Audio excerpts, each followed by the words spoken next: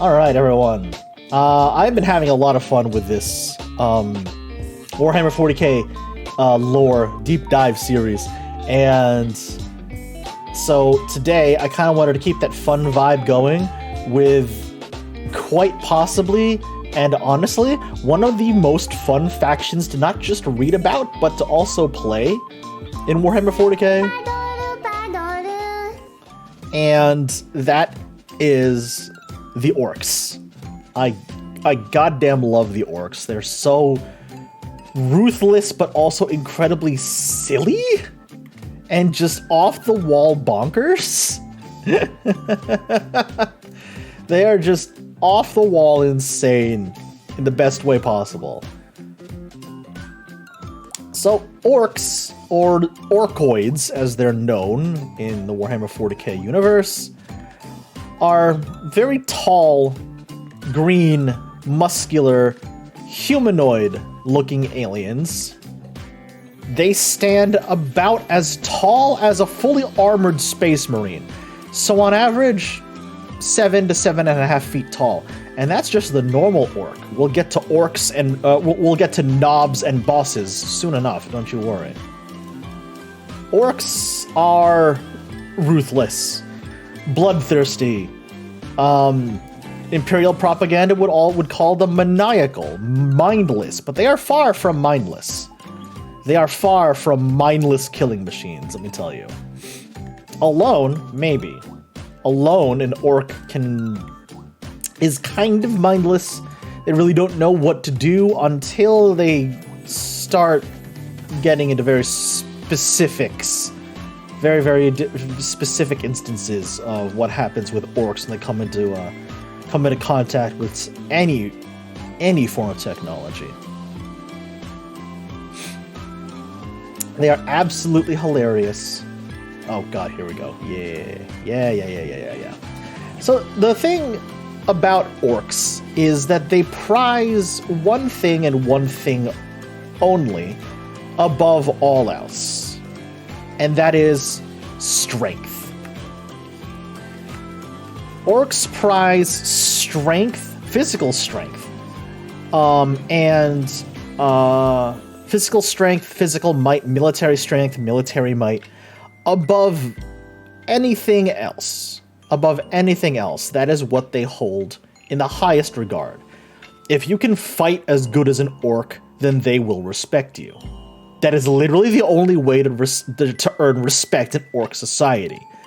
You gotta fight it out, and then whoever loses basically has to acknowledge the other one as the better orc.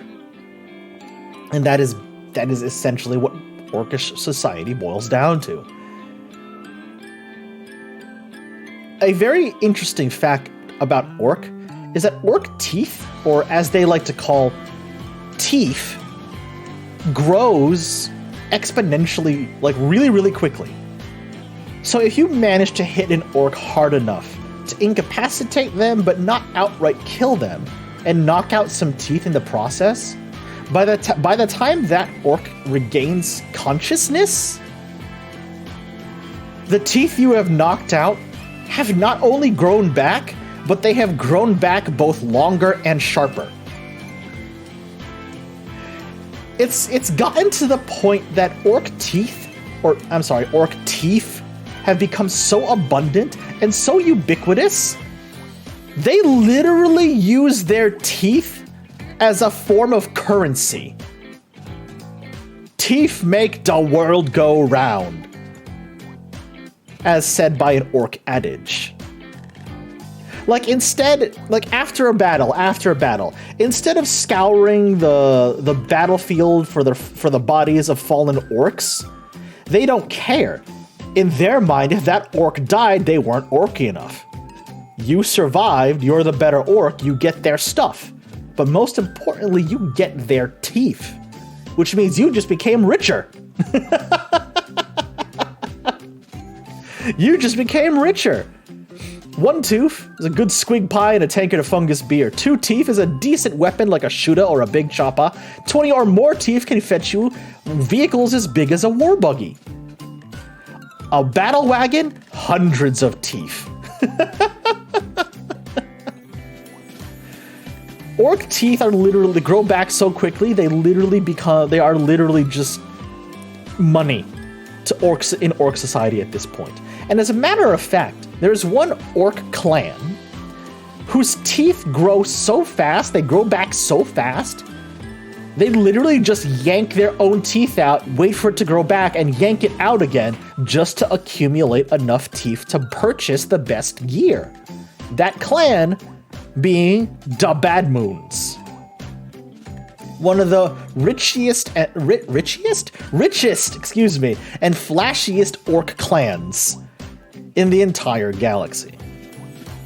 Because their teeth grow back the fastest out of any other orc clan, that means they can buy the best gear, loot the best stuff, and have the best weapons with which to make war and expand their empire. It is why they have some of the flashiest guns, G-U-N-Z, or shooters. It's also why they have a high amount of a very special type of orc, and we'll get to orc specialties in a little bit, known as flash GITS. And what orc flash GITS are is literally just orcs who make what they like to call custom shooters or snaz guns, which they... I love their models. I love their models. They literally just weld and rivet like 6 different guns together, and that's how it just works.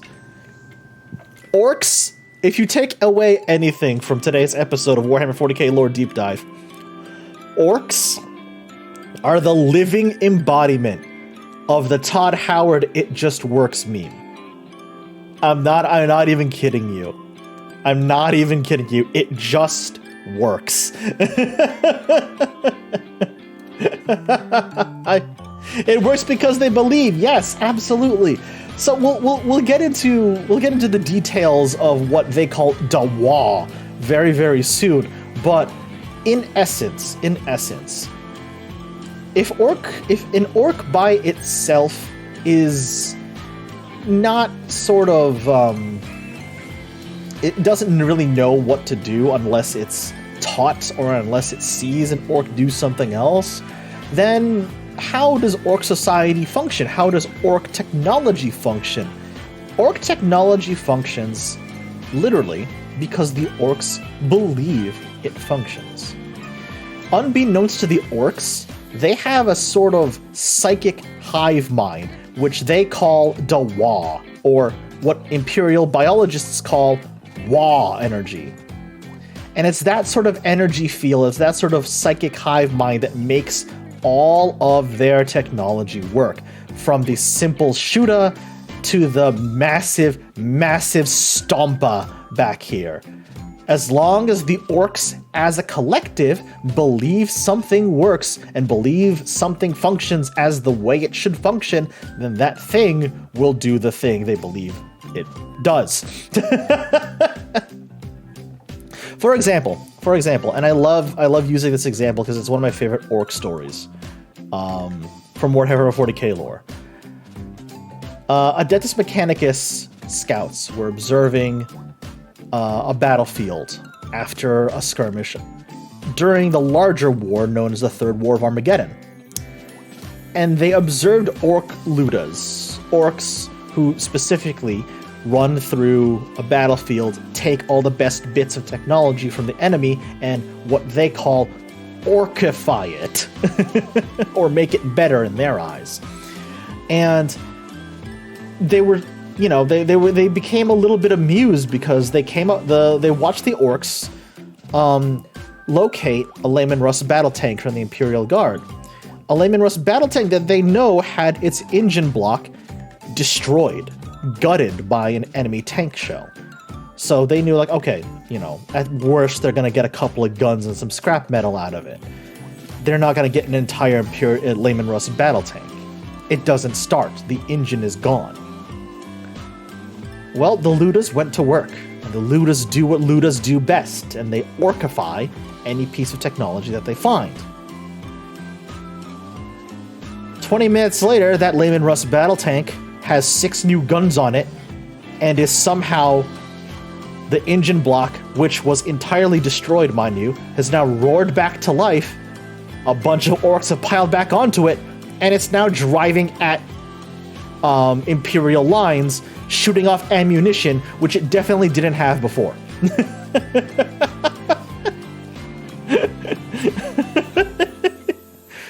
As long as the orcs believe something works, it will work. And the louder and more impressive and more flashy something is, the better it is in the orc's mind. Which is why, if you look at orc guns versus, like, I don't know, Space Marine weaponry or Imperial weaponry,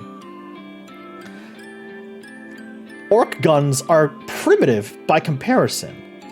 For example, chain-fed, and it's just loud and flashy and not very accurate. But it still hits just as hard as a normal weapon. It's just like, whereas a Space Marine will have to fire off 1 or 2 shots to put down a charging orc, an orc will have to fire about 30, 40, 50, 60 shots from a gun to put down 1 Space Marine. And of those 50 or 60 some odd shots, maybe 20, 10 or 20 of them will hit. Maybe 10 of 20 of them will hit. Orc accuracy. Orc accuracy is a suggestion at this point. Orc accuracy is a suggestion. Hey, Sunrise Land, what's going on? They go for volume of shots over accuracy of shots. Yes, exactly. The phrase that the orcs love to use is more Daka, and Daka to orcs is what the sound their guns make. So if their weaponry doesn't have enough Daka, it's not good enough, which is why orc ranged weaponry looks so wild. Honestly, it's probably the best way I can explain it. Orc technology by itself, oh beautiful, there it is. Orc technology by itself looks very, very ramshackle. You think it wouldn't work, and yet for the reasons I just described, it still will work. Like, okay, like, hold on. Look at this battle wagon, for example. It looks like it's held together by like 2 rivets, a piece of string, and some duct tape. But it's one of the deadliest weapons the orcs have. This can run through enemy lines while barely taking any damage. That cannon can break through most siege equipment, and most terrifyingly of all, once it does get behind enemy lines, all of the boarding ramps will drop, and a whole slew of orcs that was carrying are just gonna jump out and start rushing every enemy they see. The orc Death Dread back here is barely, like, everything about it looks ramshackle and just slapdash and put together very shoddily, but it still works. Everything about orc technology still works despite the way it looks. Even just this orc knob right here, this orc knob right here, the gun is literally held together by like scrap metal and cloth, as is his big chopper. But this is probably one of the more terrifying sights you can see on a battlefield in the 41st millennium. The last thing you want to see is a very angry orc charging at you. It's bad news. It's bad news. It is bad, bad, bad, bad, bad news. Orcs do have a religion of sorts. While they believe they're the best beings in the entire galaxy, hell, maybe even the entire universe if they think about it. Although letting orcs think is probably not a good idea. But orcs do have a religion. Orcs do have a religion. And at the core of that religion are the 2 orc gods. Orc religion says they used to have more, but the 2 orc gods that are left were just so strong they killed everybody else. I mean, that makes sense for orc religion. But at the crux and at the center of orcish religion are the 2 giant, massively giant orc gods, orc beings known as Gork and Mork. How big are they, Chef? Well, here's Gork and Mork fighting in a mountain range. Yeah. Yeah, they big. Yeah, they're big. So, Gork and Mork are the 2 orcish gods. They don't, unlike, say, the Eldar pantheon or the Chaos gods, they really don't go out of their way to help orcs, but rather they help embody the spirit of the orcs, their ferocity, their tenacity, their survivability, their toughness. And in orc religion, Gork and Mork both represent what it means to be a good orc. One is brutal but cunning, and the other is cunning but brutal. Although if you ask an orc which is which, they're gonna start disagreeing to the point where they start fighting amongst one another. To quote the Lexicanum, both gods are believed to offer help to individual orcs in battle, but in the grand scheme of things, it does not matter which god is worshipped. Generally, Gork is worshipped by the regular boys for a more direct manifestation of brutal power, whereas Mork is the god of the odd boys, the cunning orcs like the mechs and the weird boys. Orc gargants, those giant towering machines that look like they're about to fall over because they're made with nothing but rivets and rusted metal, they are giant effigies, war machines built in the likeness, the orcish likeness at least, of both Gork and Mork. And it's believed by the orcs that these gargants, once they're built, channel a portion of Gork and Mork's power. And it's gotten to the point that whenever the orcs would field one of these behemoths, the tide of the battle immediately turns in the orcs' favor no matter what. They become emboldened, they become angrier, stronger, faster, willing to fight to the death and possibly beyond, because, spoilers, there have been cases where an orc has been decapitated, but his body continues to fight on. There's a case where an orc was decapitated. His head was blown off in the middle of battle. His body got back up, picked up its gun, picked up its choppa, and started fighting again. And then where the head landed, he started yelling for his body to get back there so he didn't miss out on the fight proper, because he wanted to see who he was fighting.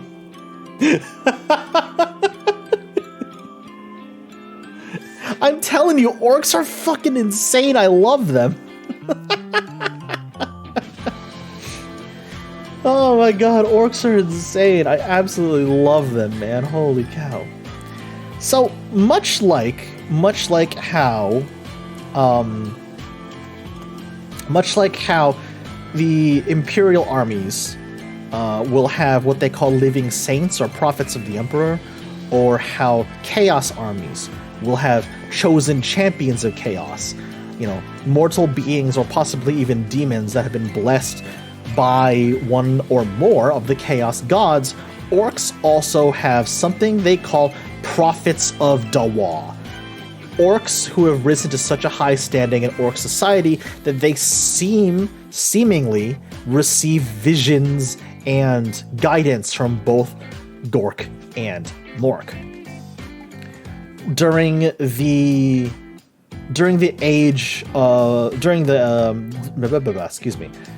the age just before the Horus Heresy, before the galaxy-wide civil war, Vulcan, my boy, Primarch of the Salamanders, actually led a coalition of not just salamanders and the Imperial Army against an Orc war boss known simply as the Beast. And this beast called himself a prophet of Gork and Mork. And he was so blessed by Gork and Mork that had Vulcan and the Salamanders and elements of the Imperial Army not diverted themselves from the Great Crusade to stop the Beast's Wa, the Beast was ready to capture literally fully half of the galaxy. Almost all of the galaxy, honestly. He was one of the most successful prophets of Gork and Mork, and was for a very long time, because he was defeated by Vulcan, until I'm gonna struggle to pronounce his name because Orc language is a very, very different beast altogether. There is a current, in the Warhammer 40K timeline, there is a current Prophet of Dawa, Prophet of Gork and Mork. And it is the war boss known, the warlord known as Gazgul Mag Uruk Thraka. Or just Warlord Gazgul for short. And Gazgul has been so effective that Imperial logistics officers are starting to fear that Gazgul's mission of uniting all the Orc clans under one banner is starting to pick up steam again. Now just imagine this for a second. Orcs are so gung-ho about fighting that if there's no other enemy to fight, they'll start fighting amongst each other. Which for a long time, not just Imperial strategy, but just strategy in general, was just to let the Orcs do their own thing and really only curtail them until they got into your territory. Because if you leave the Orcs alone long enough, they're just going to start fighting amongst one another until they're all dead. Gazgul is doing something completely unprecedented for Orcs. He's trying to unite the Orcs under one banner, under one leader, under one form of leadership, his leadership. And he's doing it. He's actually being very successful, which is why a lot of people are starting to get scared. He's successful because of his claim to be the next big prophet of Gork and Mork. And there are, to be fair, there are some very, very specific examples that maybe Gazgul's claim of being chosen by Gork and Mork to make the Orcs better is more than just a claim. It might actually be true. For example, during an encounter with the Space Wolves, Gazgul was not just beheaded, but like eviscerated. His original body was torn apart, ripped apart. And a lot of Orcs rather, saw this. I'm like, well, that's it. The big boss is gone. The big boss is dead. So Gazgul originally was kind of like this. He had armor. He had a big power claw. He had a massive shooter. Eventually his armor got larger and thicker to protect himself, but even that didn't help after a fashion, because he was, as I said, defeated at the brink of death. The famous Orc doctor, I put that in heavy, heavy air quotes, Mad Doc Grotznick, figured there's only one way to save the big boss. He took his head, stitched his body back together with what he called Orcish cybernetics. And this is what Gazgul looks like today, alive and kicking and angrier than ever.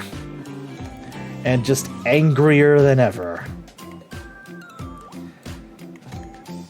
So he really is just sort of...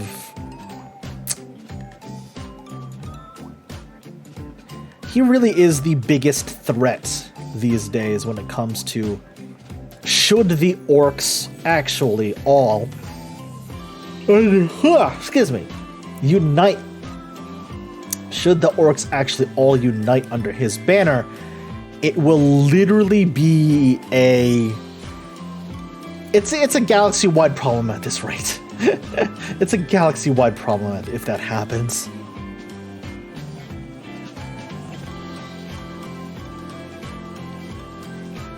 Oh god, yeah, Sunrise Land. I recently read Brotherhood of the Snake, and the Dark Eldar tossed an orcish relic into human space and just let the orcs do their thing. Yep. Warhammer 40K lore is full of just stories like that, of orcs that are just doing things because the orcs just want to do things.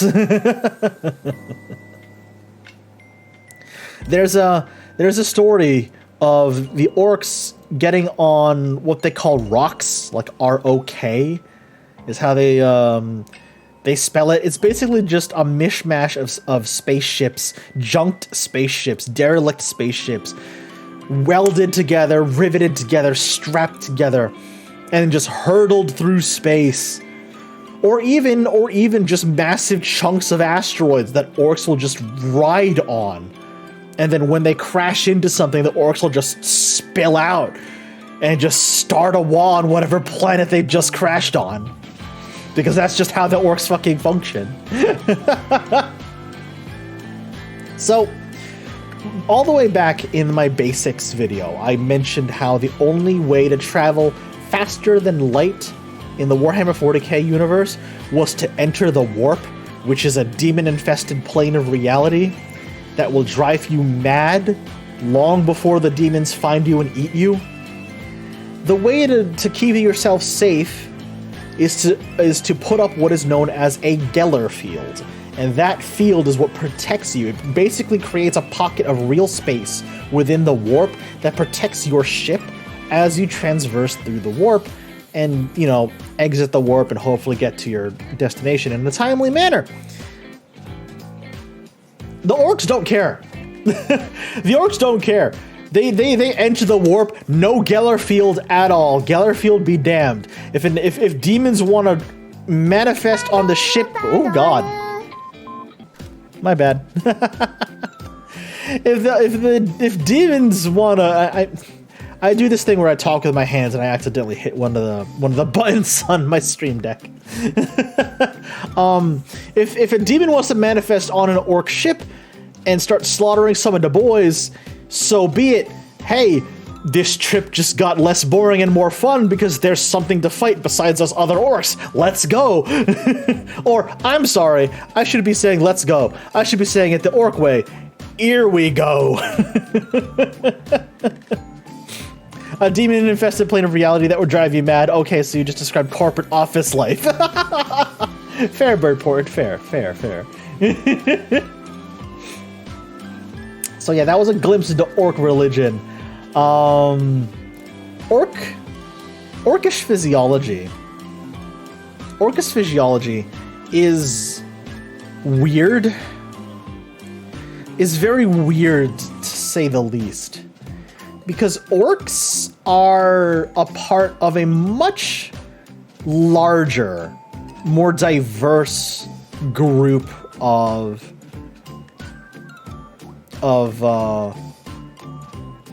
beings that belong in the orcoid sort of species tree. And it all starts with orcoid fungus. Orcs have a very, very symbiotic relationship with this very specific species of fungus because it is their primary source of food and nutrition. Fungal beer, fungal stew, anything that the orcs eat or drink, it is 99% of the time it was cultivated from this fungus. The orcs themselves don't cultivate it because they're too, you know, they've got more important things to do, like fight and loot and fight again. So it's up to the smaller species of the orcoid race, known as Snotlings and Gretchen, to harvest the fungus and cultivate it for their orcish masters. And that's basically it. But the other thing that's very, very interesting is that the orcs themselves are a form, at least on a biological level, are a form of fungus. Because an orc, a fully grown orc boy like this, will literally sprout from the ground from an orcish spore that landed in the dirt of a planet. And that is where you get what are known as savage orc outbreaks. Orcs that are primal, orcs that don't have any sort of modern in the Warhammer 40K sense technology. They don't have shooters, they don't have armor, they don't have choppers. Stone Age technology is basically what I'm saying. So again, to quote the Lexicanum here, orcs are a symbiosis of both animal and fungus at the most basic level. The orc's animal side lives within complete harmony of its fungal side, and each complement one another and come together to form a very resilient and tough creature. An example of this is found when comparing an orc to a human. It appears that the fungus allows the orc body to negate any sort of use of complex internal organs, an immune system, or even reproductive anatomy. The fungus therefore allows the orc to reduce the number of potentially fatal injuries possible, further improving their own survivability. The orc's animal side, however, suggests a primitive pack-based omnivorous growth pattern, the orcs relying on one another to hunt for food, etc., in a pack. The most interesting feature, however, is the lack of any sign of any evolution or evolutionary process. This indicates that the orcs might have been created or grown as a result of highly advanced biological engineering.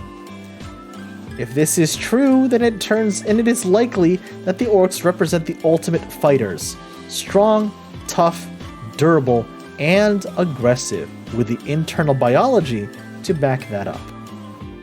Spoilers, yes, the original orcs were created by the ancient species known as the Old Ones, because they needed a species to fight against the Necron tier, the race that would eventually become the Necrons.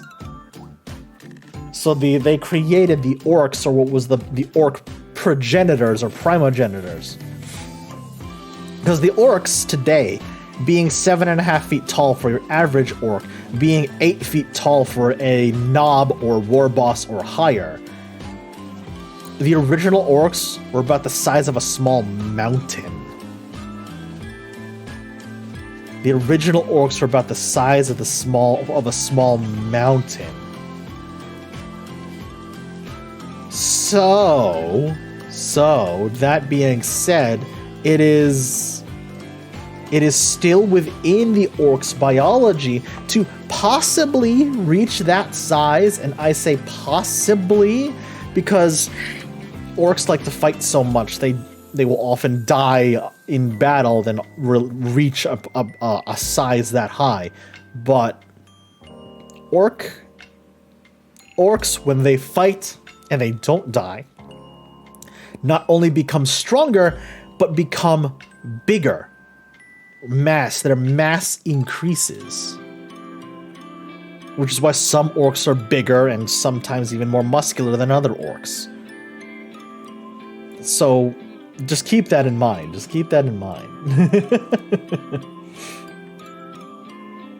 So, here we go. Here is something. Here's what I've been alluding to earlier on in this stream. Orc knowledge. Excuse me. Hey, Kay, what's going on, buddy? Don't forget to tell about the Orc warband that got to go to literal Orc heaven, aka Khorne's realm, to fight for all of eternity. Yes, yes, absolutely, yeah.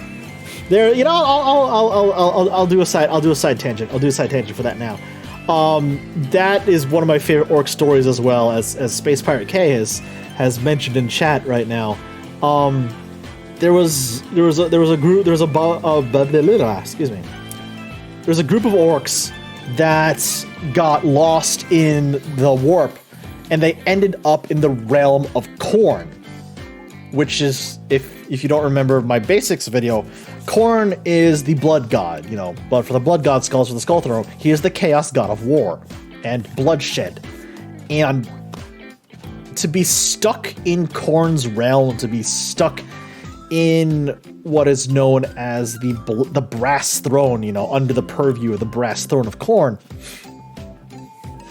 or the skull throne of Khorne, excuse me, is not something that's generally recognized as good, because you're going to be subject to all of Khorne's demons and worshippers, and they are going to rip you limb from limb in the most brutal way possible, because they want your skull and your blood for Khorne, for Khorne's appeasement. Orcs have been, for an orc, that's a day in Disneyland. That's a day in Disney World. Are you kidding me? A plane of existence where it's just filled with creatures who want to fight and die and fight and die? Oh man, absolutely. So the crux of that story as it goes on is that they're having a grand old time. They're having a great time fighting demon after demon in Khorne's realm. And so one of them gets the idea, like, hey, we're having a lot of fun here. We're having a lot of fun here. We're fighting, and when we die, we just get back up and start fighting again. We should invite a few more of the boys over here. So they start thinking of a way to try and open up a doorway between real space and the warp, to try and get more orcs flooded into Khorne's realm to keep on fighting and fighting and fighting. It got to a point where even Khorne was just like, I really need to close that off. I really need to close that off.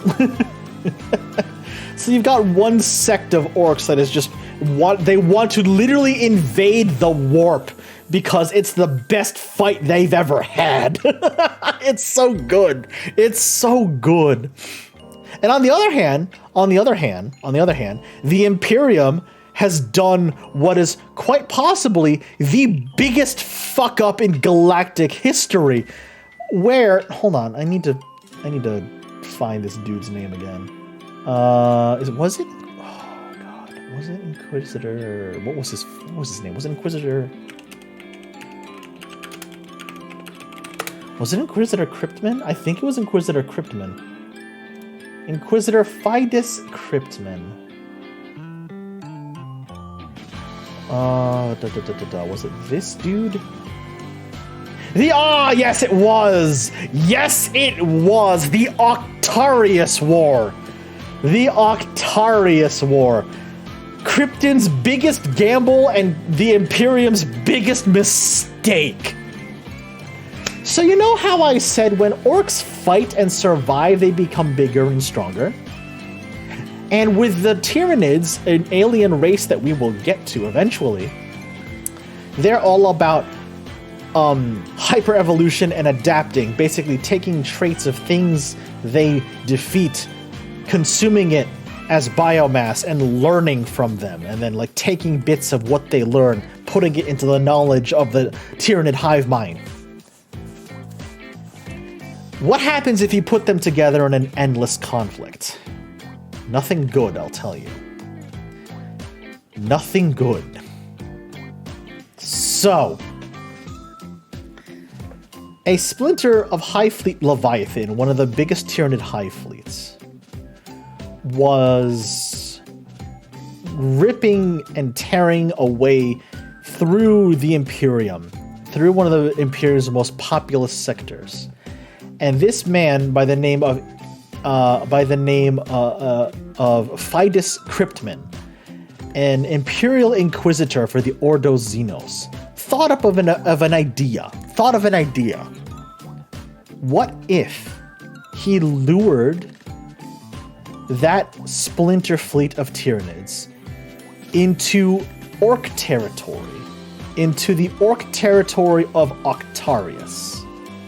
His thought process was, if this massive Tyranid Hive fleet goes to war against this Orc empire, they're gonna fight each other to exhaustion, or just outright get rid of one another. Just kill one another. Then that's 2 less enemies the Imperium has to worry about. Biggest mistake of his fucking life. Long story short, he actually does. Cryptman succeeds in luring High Fleet Leviathan into Octarius territory, which is held by Orcs. And unfortunately for Cryptman and for the Imperium at large, they're not killing each other. They're killing each other, but they're not exhausting resources. Because Orcs keep spawning, you know, whenever an Orc fights and dies, he releases more Orc spores, which germinate into more Orcs, which continue the fight. When a Tyranid dies, it's just gonna be reduced back into biomass and spit out as a new Tyranid warrior to keep on fighting. It is literally an endless stalemate. It is a stalemate in which both sides are getting stronger and stronger. And Cryptman very quickly realized this mistake. He's just like, oh fuck.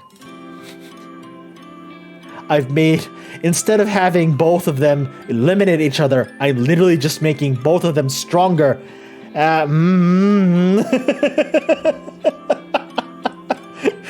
Cryptman, you dumbass.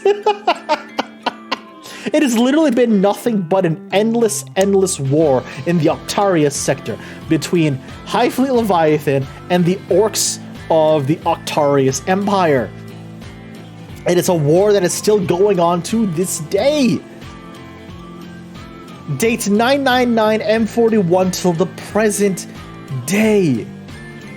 The Tyrannic Wars, Noctis Aeterna. It is literally just nothing but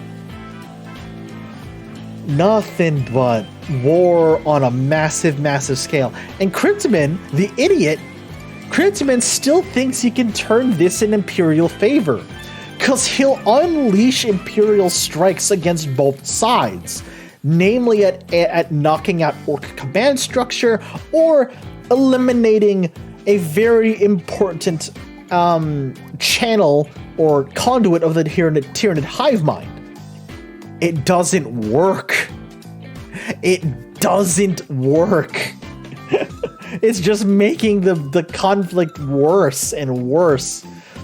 Because no matter who wins, you're either going to have Orcs who are strong enough and big enough, because they've been fighting Tyranids this whole time, to steamroll the rest of his Cementum's Obscura, or you're gonna have a Tyranid Hive fleet that has absorbed so much Orc biomass that their knowledge and their ferocity is gonna be hitherto unseen. So, ladies and gentlemen, and non-binary friends, Inquisitor Cryptman, the biggest dumbass of the entire Warhammer 40K continuity. Right here. This idiot right here.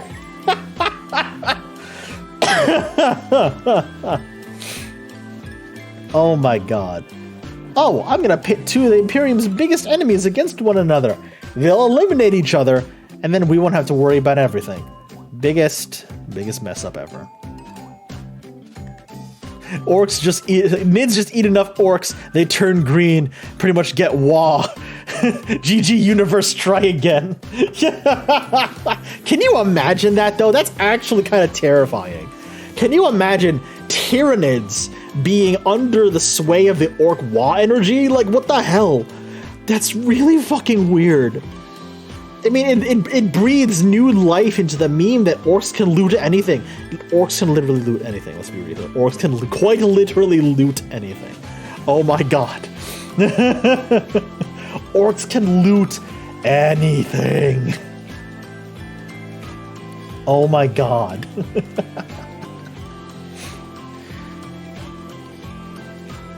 I really want to see Trazen use the quirk he's got in stasis. Yes. Yes, Kay, absolutely.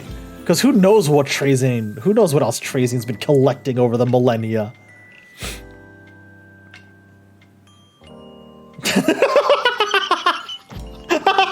I heard orcs can lewd anything. And I was like, they're just like me for real.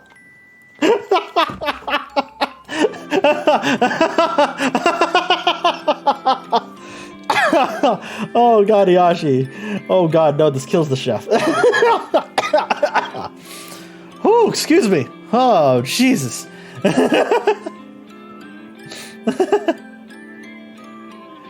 Oh my god. Okay, what else did I want to talk about in terms of orc physiology? Oh right, orc pain boys, orc surgery, orc doctors, air quotes. Orcs specialize, like they have very specific specializations in orc society.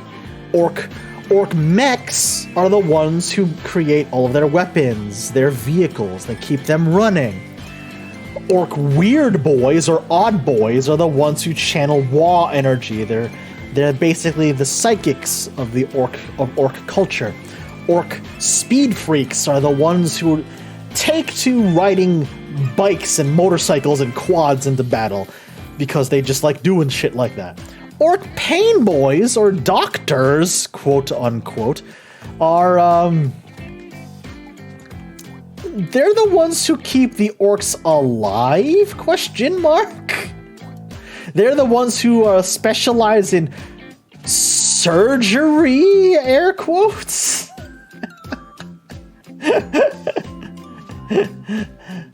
Yeah, this quote right here, this quote right here basically summarizes all of what an orc pain boy is capable of. It's gonna hurt a lot, but you'll get better. You'll see. That's Dr. Pain Boy to you.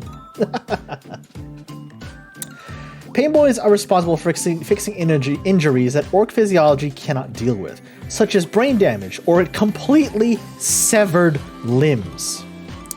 Pain boys use stabby bits as their medical tools. An orc will only go to a pain boy when he has no other choice, as these odd boys are infamous for trying out experimental procedures, such as the greatly feared squig brain transplant on patients while they're under anesthesia, also known as a concussion by other races. Severed limbs also includes decapitation. Yes. There's a funny story of an orc pain boy who wanted to do an experiment, and he wanted to see what would happen when he swapped the heads of two different orcs.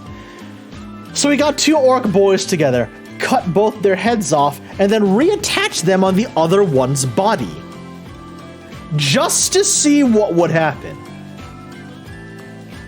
Well, what happened was that both of them got jealous that the other orc's stuff was on another person, insisted they give it back to them, said no, and they just started fighting each other.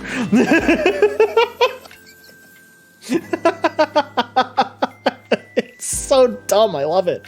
I love orcs, they're so dumb, I love them. So what they mentioned here is the squig brain transplant. That is what happens when a particularly entrepreneurial pain boy will put an orc down with anesthesia, cut his skull open, take his brain out, and instead of putting another brain or like a cybernetic brain back in, puts in what's known as one of these creatures, a squig. He puts a squig into the brain cavity of that poor orc and then sews the brain back up. Fucking Orc pain boys are utterly insane. I love them. They're absolutely ridiculous. And here's the fun thing. Well, I say fun thing, but I digress. Sometimes, instead of finding replacement limbs, they'll do what's known as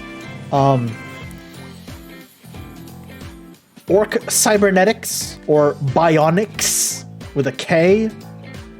What that means is they'll, instead of replacing limbs with fresh orc limbs, they'll just turn the orc in what is known as a cyborg and literally just make bionic limbs for the boys. Be it, I don't know, giant crushing claws, a cybernetic skull to replace the part of the skull that got blown off, giant power claw arms like this, which is literally just this orc's arm has been cut off at the elbow and just replaced with a giant power claw. This orc has a massive cybernetic arm and a cybernetic leg. Shit like this. Or, hold on, there's one specific cyborg. I think this miniature is it. Yep, this miniature is it. This miniature is it. Literally replace half of an orc's body with a mono wheel and a bike engine.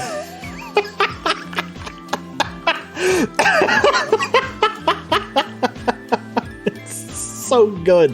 It's so good. Like Mad Docs will literally just throw a fucking orc's head, not even his whole body, but his head. They'll just take his head and throw it into a fucking killacan or like another orc machinery, rig it up, and it'll somehow still function. It's so goofy looking, man. I love orcs. Orc pain boys are insane, absolutely insane. And probably the most famous or most infamous orc pain boy in orc history is an orc that goes by the name of Mad Doc Grotsnick. This is the orc pain boy that was responsible for saving Gazgul's life, literally saving his head, attaching it onto a new body, and adding mountains upon mountains of bionics to it. Mad Doc Grotsnick is the one who is responsible for some of the most insane orc surgeries, air quotes, in orc history. He has his own personal war band of Death Skulls orcs known as the Corpse Looters.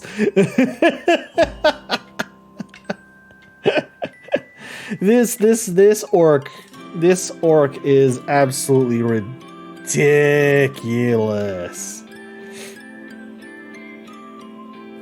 Absolutely insane.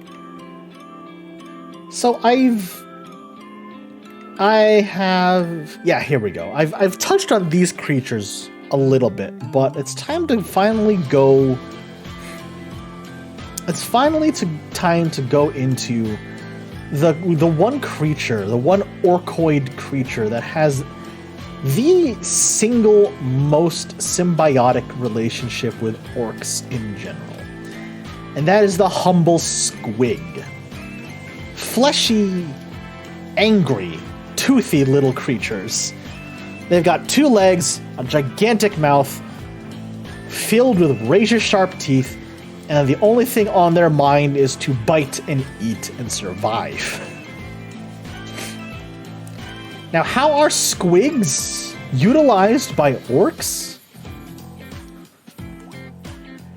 Literally for everything. Literally for everything.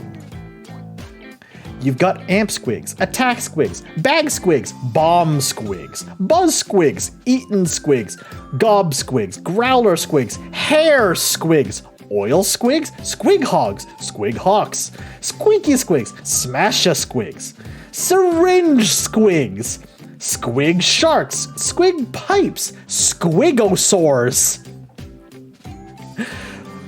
If orcs can find a use for a squig, they will make use for that squig in that very specific instance. Now, what that means is that orcs, well, let me take a very Let me take two very specific examples. Attack squigs and bomb squigs. Oh god, okay, they literally have their own entry. Got it. Got it.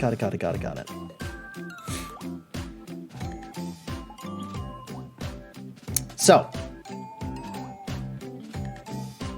Oh yeah, and hairy squigs. We'll get to hairy squigs. Bomb squigs are squigs that have been trained to carry around explosives, landmines, missile shells, dynamite, TNT, gunpowder, etc., etc., etc. They've been trained by the orcs to carry these munitions around, and when they see an enemy, when they are told by their orcish masters to attack, they will run at that enemy laden with all of these explosives that they're carrying and just explode on command. Yes, Birdport, you can train the squigs. You can train the squigs. Attack squigs are literally just regular squigs, or like squigs that have been bred specifically to serve as the attack animal for certain orc war bosses. Amp squigs. Amp squigs are used by goth rockers to help amplify their power of music. It is not known if the amp squigs are born with the amp inside of them or if a doc put them there. Chef, what do you mean orcs have music? Whoops. No, I'm not kidding. I'm not kidding. Orcs have music. And God bless Games Workshop, they put out the best music video of all time. Just to sell just so they can sell a limited edition miniature, which I want, by the way. Say hello to the goth rocker, chat.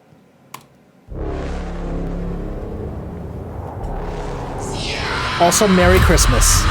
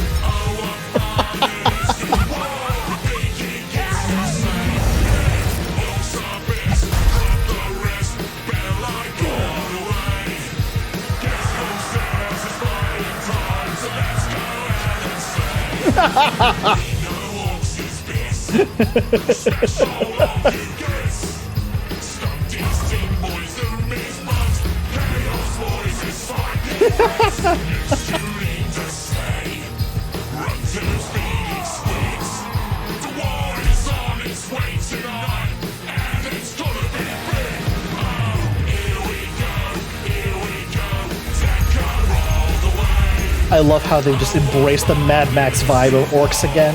It's so fucking good.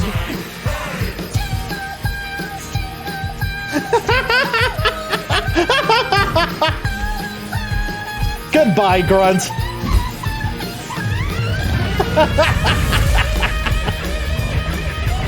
Ladies and gentlemen and non-binary friends, the most feared being in the galaxy right here.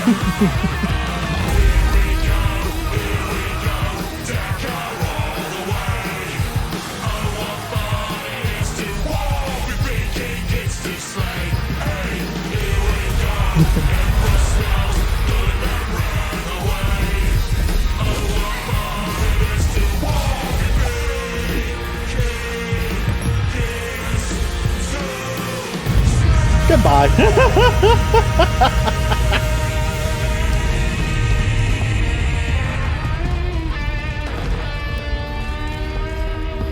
This is why I love Orks. This is entirely within the scope of something they would do. It is entirely within the scope of something the Orks would do. 100%. 100%. Oh my god, I love Orks. So the TLDR is that squigs can literally be used for anything. But the funniest, probably the funniest thing that Orks can be, or sorry, squigs can be used for is something else entirely. So you'll notice in a lot of the art for Orks, they're bald. Because they're half animal, they're half fungus, and as a result, they really can't grow hair on their own. But sometimes a lot of Orks are pictured with hair, like mohawks and top knots. How do they get hair? Very simple answer. Hair squigs. Chat, I'm not kidding. They have squigs specifically so Orks can have hair. How does this work, Chef? Well, this is what a hair squig looks like. It's long and hairy, and it's got a mouth on one end. The Ork will literally let the hair squig bite into the top of their scalp and stay there. The hair squig feeds on the lice and the mites and the whatever parasites find themselves on top of an Ork's scalp, and the Ork gets a stylish little hairdo. There's a variant of the hairy squig that's known as the chin squig, and that's what allows an Ork to have a beard. I'm not kidding. It just hangs out on an Ork's chin all day long.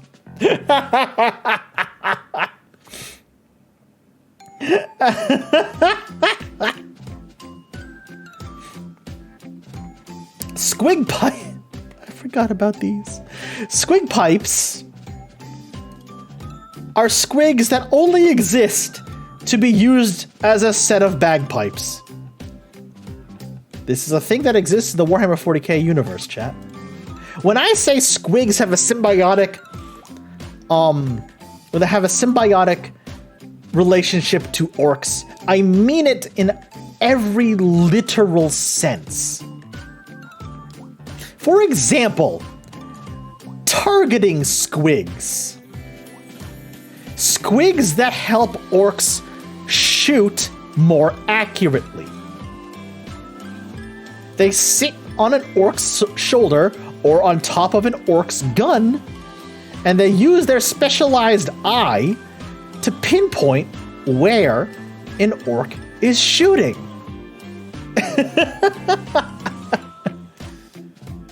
You see? Here's a flash git, here's his big snaz gun, and there's the targeting squig on his shoulder.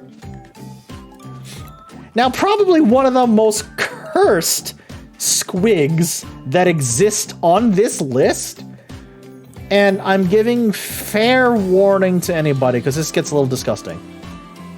is the gob squig. The gob squig is just a tiny, tiny little lump of flesh that kind of looks like a, what's that? What's that fish? This one. The blobfish. It kind of looks like if you took a blobfish out of the water. A gob squig, and I quote, "This breed of squig is very small, so that it can be put inside of an orc's mouth and left there for up to several days. It cleans the orc's mouth by rooting around the teeth and eating leftover food stuck in between them." Yeah.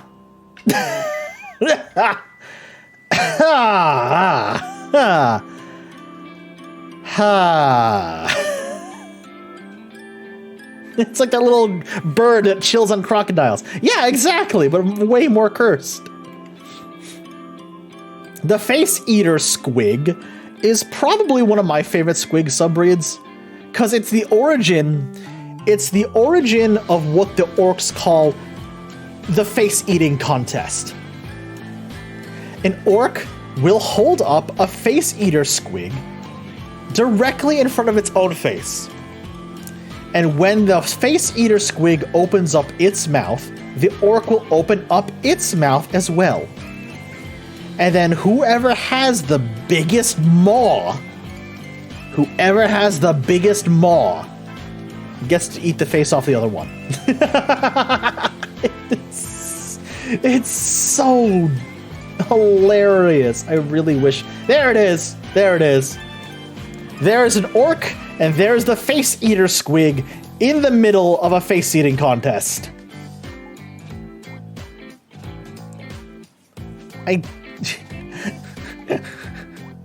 Orcs and squigs are like the most hilarious symbiotic relationship in the world to me.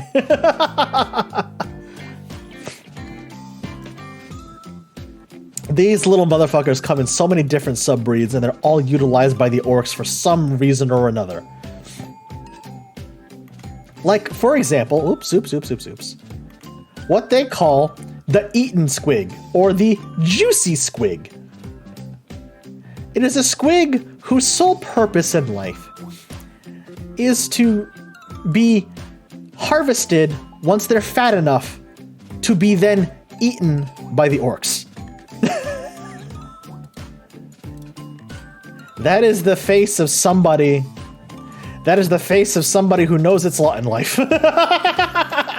Succulent squig sausages, exactly. Exactly, K.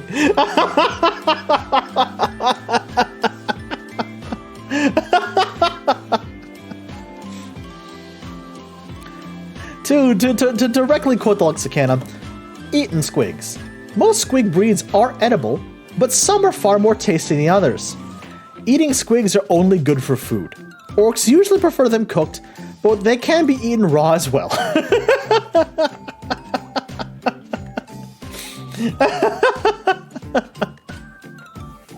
Now, it's not all strange uses for squigs in a squig's life. There is one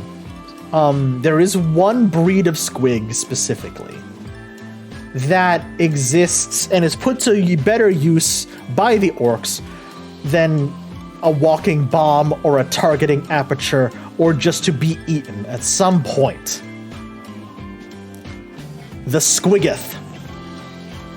This is a species of squig that grows to massive, massive size and is used as a battle platform for the orcs.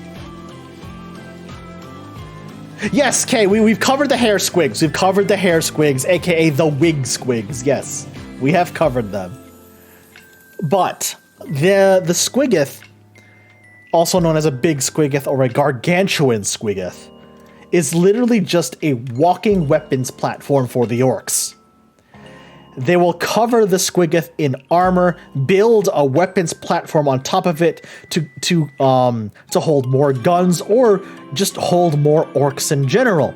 and they will just point this thing at enemy lines and rush at it.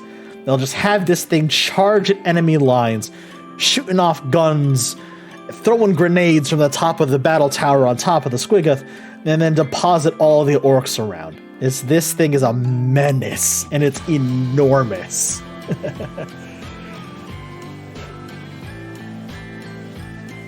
So the orcs and the squigs have a very solid symbiosis. But there are two other orcoid species, and we'll get to them after a very quick break, known as Snotlings and Gretchen. These two species help the orcs a little bit more directly than just the squigs do. Either by fixing up orc technology, directly being on the front lines, fighting, however uselessly, alongside their orc masters, or in the Snotlings' case, being literal living ammunition for certain orc weapons. I'm going to take a very quick break and grab something to drink and maybe grab a snack as well. Yeah, y'all hydrate as well, chat. I will be right back.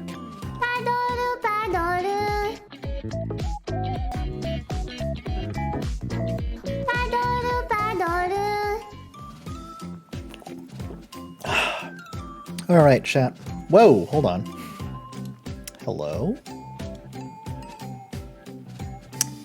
Hello? What happened to my model? No, seriously. Wait. Wait. There we go. What happened there? What happened there? Hold on. Jeez. Good God. My model just completely went crazy there for a second. I'm back. Hey, everybody. I was feeling a bit festive, so I grabbed myself a can of the holiday Sprite, the winter spiced cranberry. It's actually really fucking good. It's really tasty. So, where were we? Ah, yes. Snotlings and Gretchen. So, Snotlings and Gretchen, aka Snots or Grots or just Runts by the rest of the Orc society, are one of the smaller orcoid species that live alongside orcs. If you were to make a connection between if you were to make a connection to their fantasy counterparts, they would fill the role of goblins, like orcs and goblins. This time it's orcs and Gretchen, or Snotlings. Starting with the Snotlings, they serve as the lowest rung of orc society. Pets, agricultural roles, as in cultivating fungus for food or for beer and wine. Animal husbandry, basically, they're the ones that take care of the squigs, even though sometimes very unfortunate Snotlings will be eaten by the very squigs that they're taking care of. So, yeah. Snotlings are the lowest ladder of orc society. Just above them are the slightly bigger and slightly tougher Gretchen. Gretchen fulfill the role of goblins in Warhammer 40K a little bit better than Snotlings do. Because while they are small and weak compared to the normal orcs, Gretchen are a little bit more cunning and a little bit more ferocious than Snotlings are.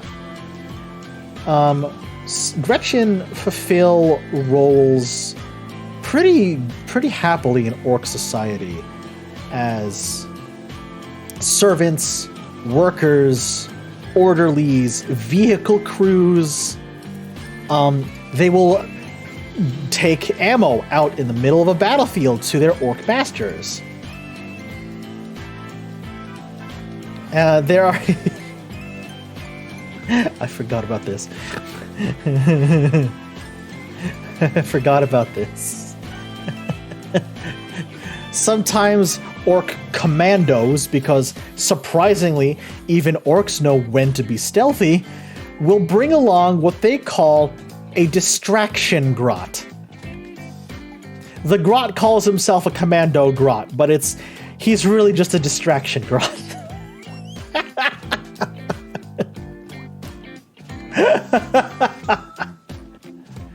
Grots and snotlings, by extension, are viewed as entirely expendable. 100% entirely expendable by their orc masters. If a grot dies in an explosion, oh well, grab another Gretchen and stick him into the job that the other grot was doing. They're so numerous that they can be literally as expendable as the orcs want. Hell, some orcs actually make a sport of it. They will take turns just setting off explosions or just grabbing a Gretchen at random and throwing them as hard as they can just to see how far they'll fly. That's how expendable grots are in orc society. To put it in another way, as Yashi in chat has just put it, to put it in another way, grots are literally puntable. 100%. Although there are grots who have delusions of grandeur, or who just want to not be, viewed as expendable in orc society. You literally will have rebel grots, or as they like to call themselves, the Gretchen Revolutionary Committee. Grots will literally get together on their own and just fight either alongside or against the orcs, depending. There are orcs that are known as runt herds, who will act kind of like as sheep herders in real life. They'll have a squig with them to help keep the grots in line, and he will literally horde groups of grots into war. They'll have like little pistols, little knives, whatever small weapons grots and Gretchen can get their hands on, and they'll be literally herded into battle by these runt herds. Basically just as a distraction unit, because that's really all they're good for. Being a grot in orc society is not a good thing at all.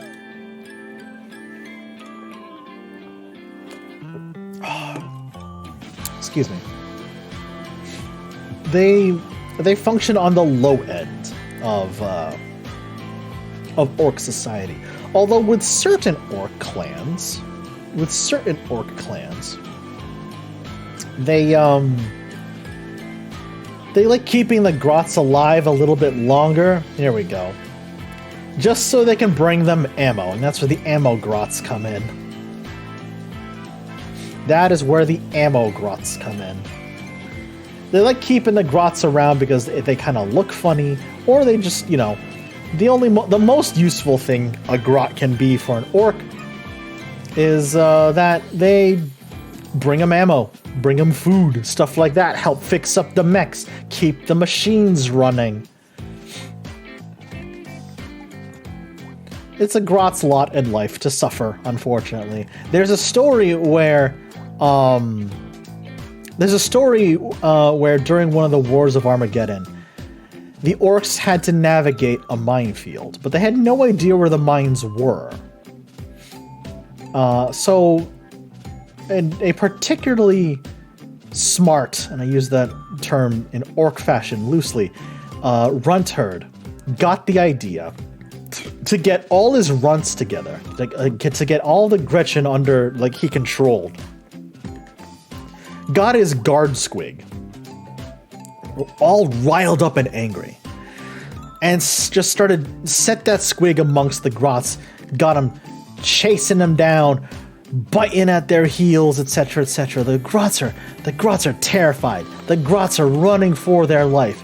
The grots don't realize they're being herded into the minefield. You see where this is going, chat. You see where this is going. He scared all of his grots to running into the minefield. The grots, unfortunately, set off every single mine in that minefield corridor. And by the time the smoke cleared, there was nothing but small craters on the ground and little bits of blown up grot everywhere. And the orcs are just like, all right, we can get to this minefield now, let's go. Good thinking.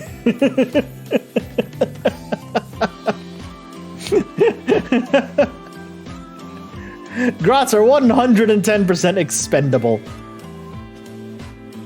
They can fight on their own. They will have Gretchen mobs or grot mobs or just stuff like that. But other than that, they are entirely expendable in Orc society. Is this? Ah, yeah. Here we go. Here's a. 1 second. Yeah. A bunch of Gretchen mob pictures in here that I can show off.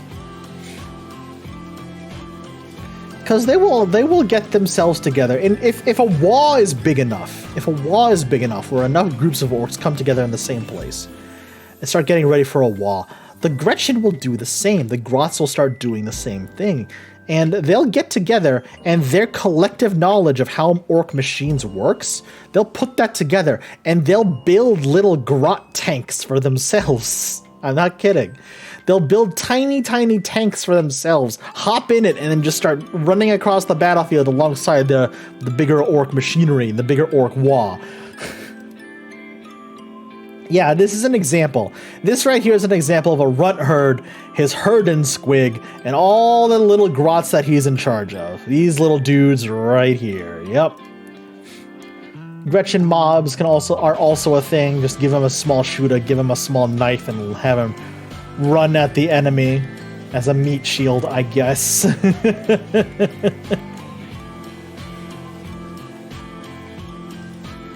So those are basically what orc physiology and other orcoid species boil down to.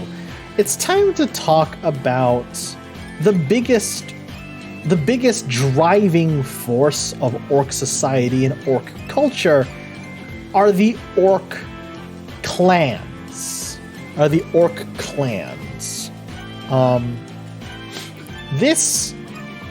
The clan system and the other aspects of orc society are what will influence an orc the most.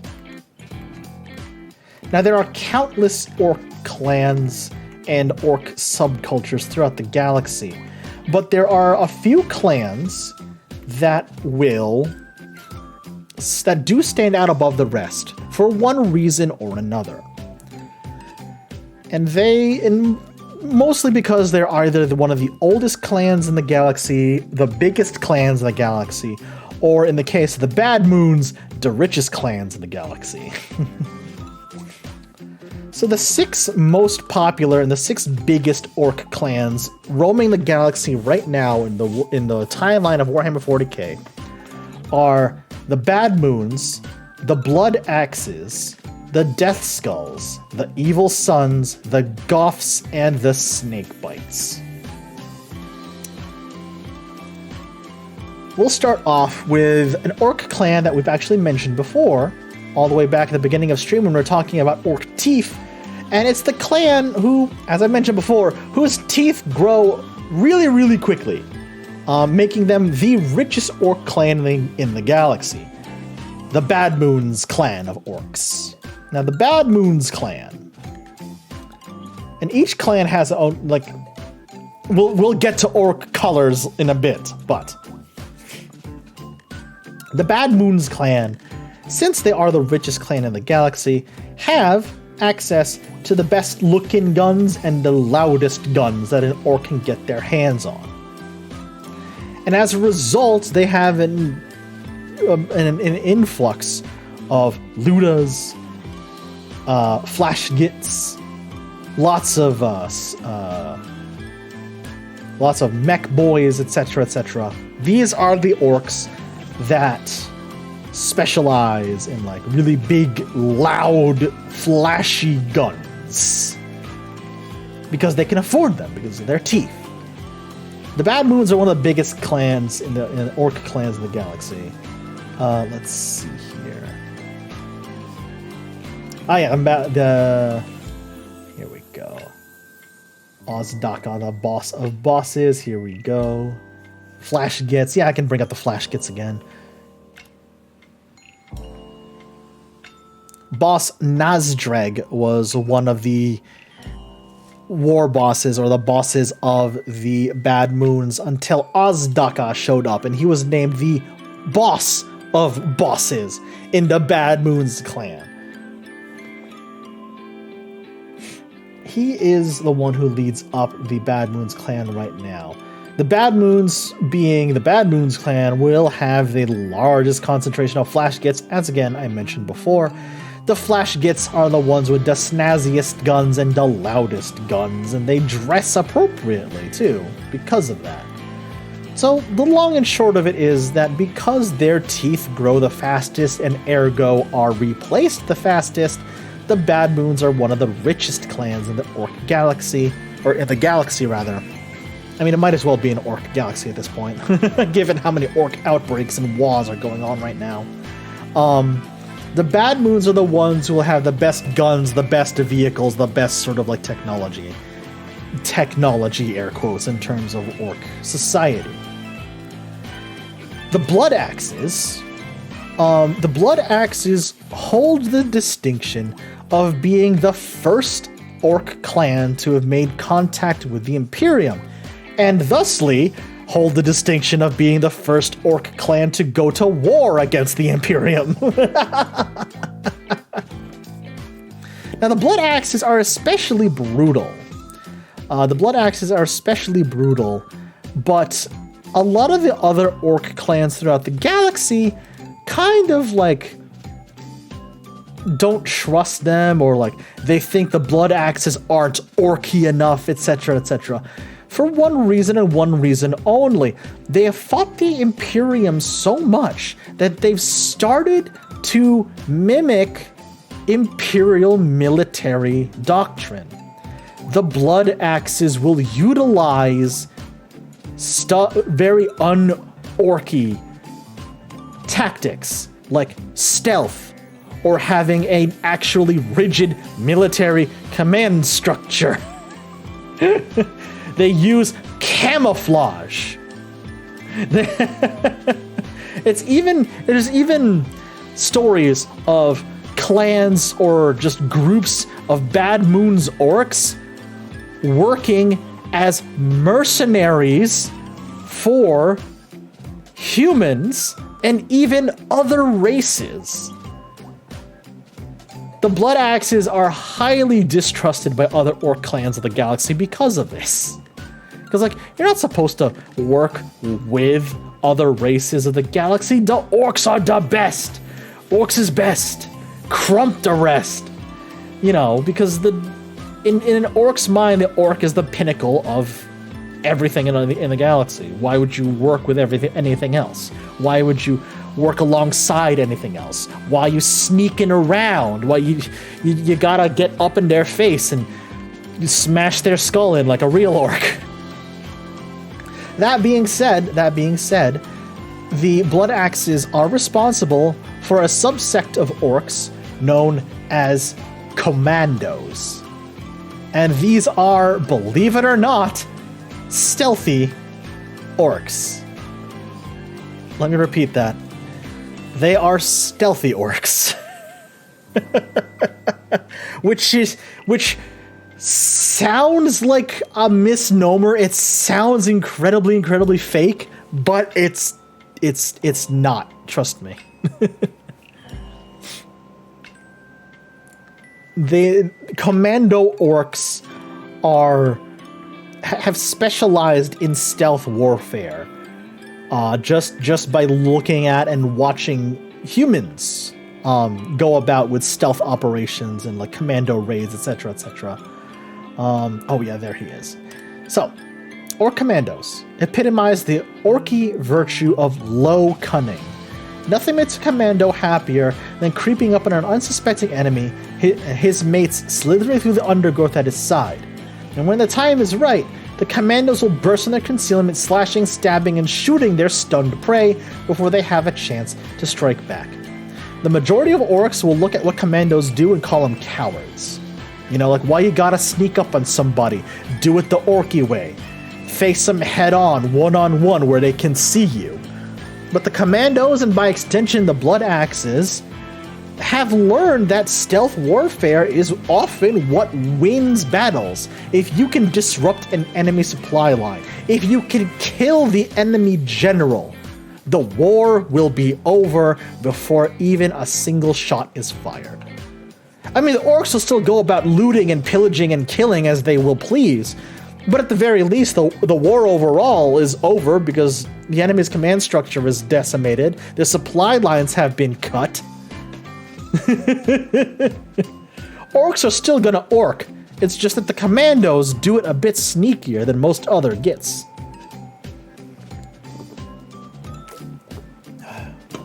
Now, probably the most infamous Orc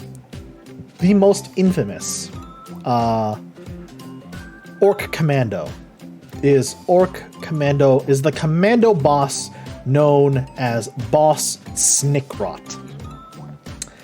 This is probably the single most successful Orc Commando in history. During the War on Armageddon, which is one of the biggest Orc conflicts to ever come about, during the War of Armageddon, Snickrot led his commandos on countless raids, disrupting enemy supply lines, eliminating enemy commanders, and shutting down enemy communication. And I just love his miniature because he's literally telling you to be quiet. He's telling you to shush. Boss Snickrot is so fucking cool. I love him. Look at all the skulls he's carrying too of all the different targets he's assassinated back in the day. But yeah, the Blood Axe is not very trusted by most other Orc clans, but the commandos that the Blood Axes have started using, and commandos have started showing up in other Orc clans as well, even the most untrustworthy of war boss can't deny that sometimes having a commando or three under your employ, usually a good thing. The Death Skulls Orcs are famed for being looters, probably more so than any other Orc clan in the galaxy. The Death Skulls favor a certain color above all other Orky colors, and that's blue. Because in Orc society, the color blue is seen as a very lucky color for Orcs. And the Death Skulls are probably one of the luckiest Orc clans in the galaxy. They have a high concentration of mechs and ludas in their employ. Mech boys are orcs who have leaned into their role as creating orc technology and keeping orc vehicles up and running and keeping orc weaponry, functioning.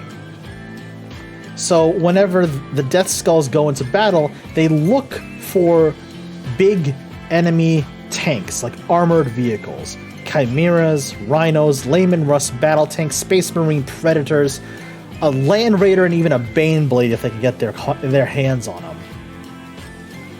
Because what they want to do is they want to keep those vehicles as intact as possible, loot them for parts, and turn them into orc vehicles. That's what the Death Skulls are all about. Looted, yeah, Ludas, looted vehicles. I should bring these up now. I should definitely bring these up now. Because the Death Skulls orcs are all about stealing stuff from other armies and just turning them into orc weapons. Excuse me. I'm suddenly getting the hiccups. God damn it.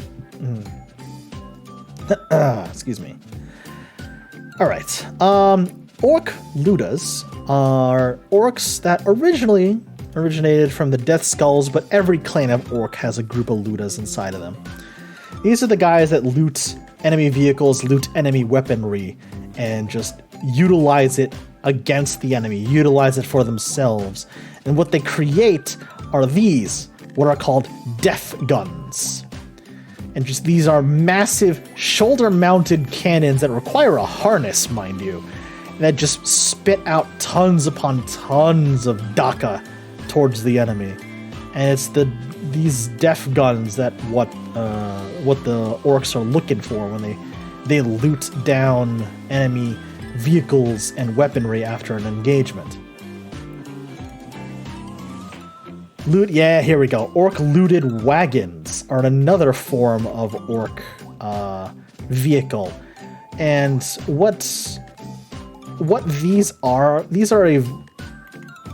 a wide range of vehicles, and this is also what births the meme. Orcs can loot anything. So you got a looted Predator tank. A Predator tank is a Space Marine tank. It has now been taken over by the Orcs. It's spikier, it's shootier, it's hardier, etc., etc. They can also do the same thing to Space Marine Rhinos. Imperial Guard Sentinels. They will loot Sentinels as well. They will even loot Eldar vehicles. And keep in mind, Eldar vehicles use something called Wraithbone. They don't use metal like most other races will. The Orcs can loot that. The Orcs can somehow loot that as well. The joke is that if you give the Orc any sort of piece of technology, they will figure out a way to loot it and turn it and make it orkier. Which is why like Orcs can literally loot anything. Hold on. I need to look for something here real fast, chat. There's a picture I saved years ago that is the most hilarious thing, and I need to see if I can find it. Because it's literally just a picture of an orc on the back of a Tyranid with like a little brain control helmet, and like it is another embodiment of the meme that orcs can loot anything. It's the funniest. It is the funniest fucking thing. I love it. Where are they? Let's see here, because I've seen so many different pictures over the years. Oh my god! I actually found the thing. I actually found the thing, chat. Wait a minute. I found it. There it is. There it is. Looted Carnifex. Looted Carnifex. There it is.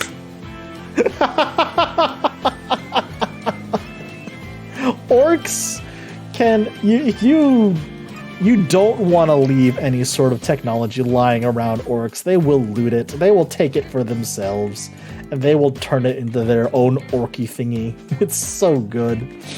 Mech Boys are another specialized orc class.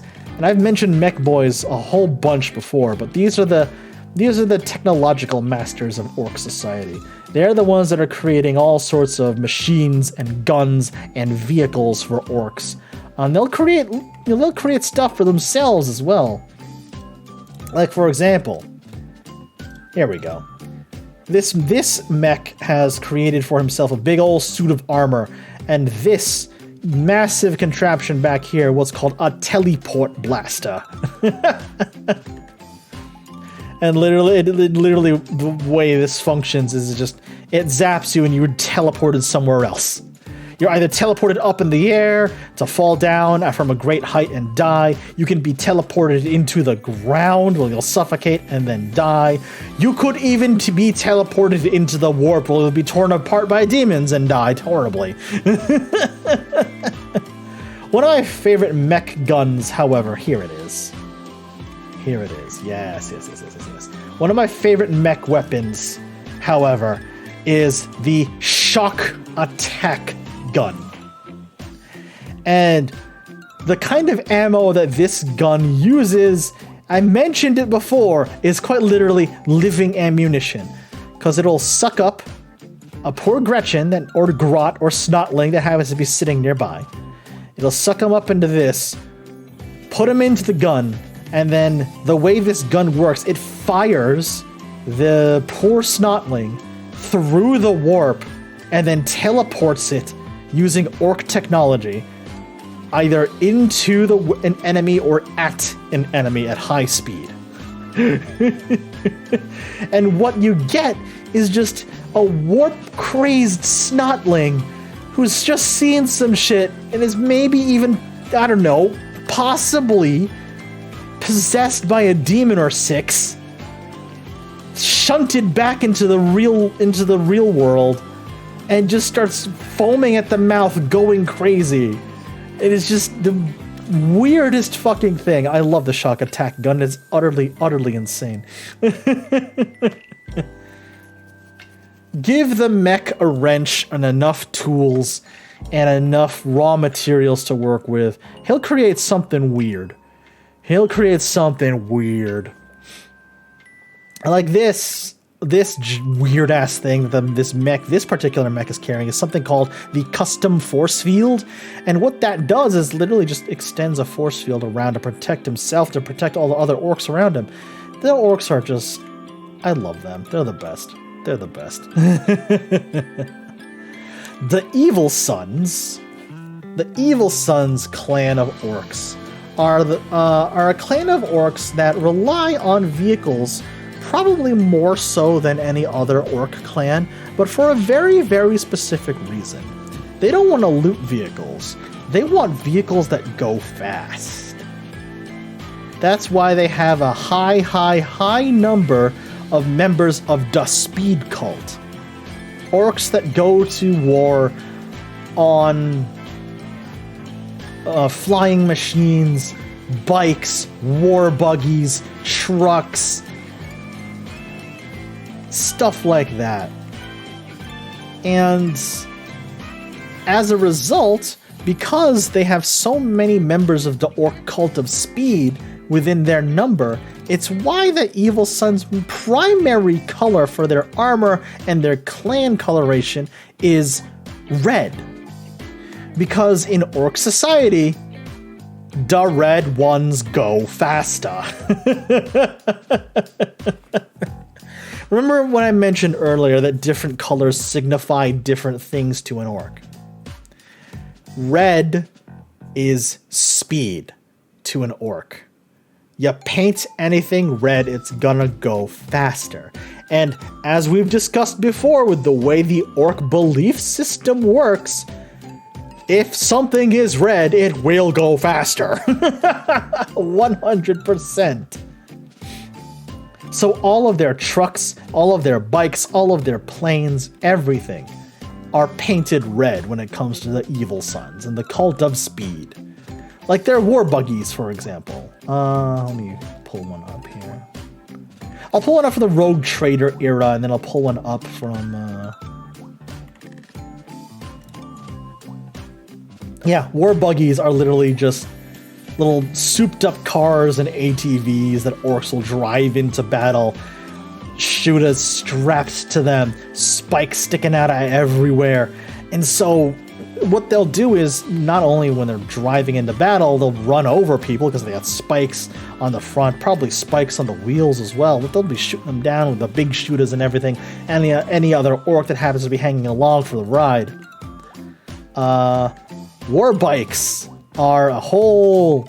Oh boy, are the whole other breed of beast. War bikes... Give me a second here.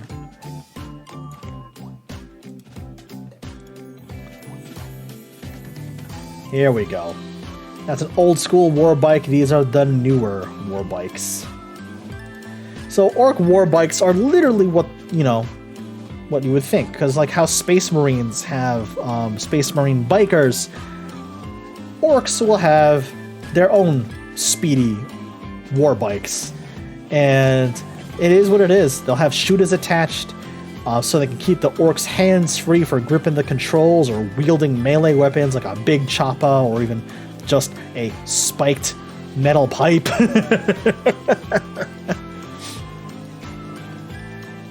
Orc bikers are probably one of the most hilarious biker units in the galaxy. Warhammer Cart Wen, I know, right? Orc, there's a story of an orc biker knob who single-handedly took down a titan. Like a warlord titan. Let me bring this up for scale for you, chat.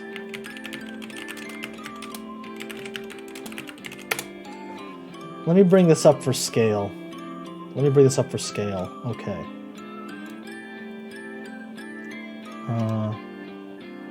Actually, that's probably even better. Or should I bring up the Imperator Titan?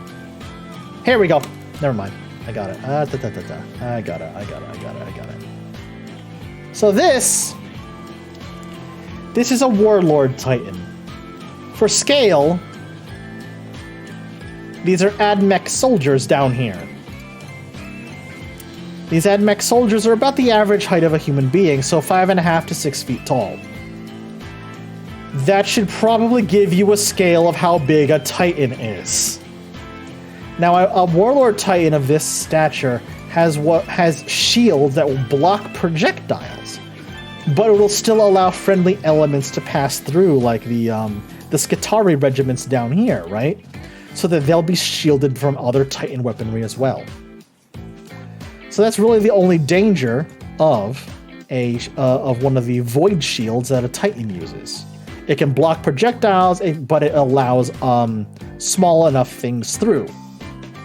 All of that is to say that there is a story about an orc war biker knob who spotted a Titan and wanted to take the thing down by himself.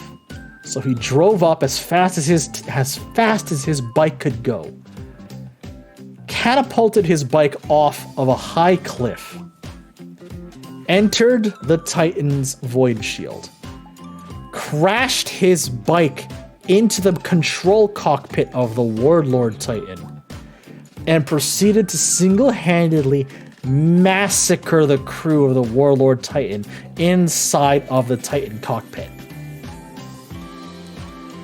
And then so you just see this war going on. You see all of a sudden that this massive war machine just stops firing. All of its weapons power down, its shield drops, and it just starts getting swarmed by orcs. It's all because one speed freak biker knob decided to catapult his bike into the cockpit of a Warlord Titan and take out all of the crew. Don't underestimate war bikers, man. They are absolutely insane.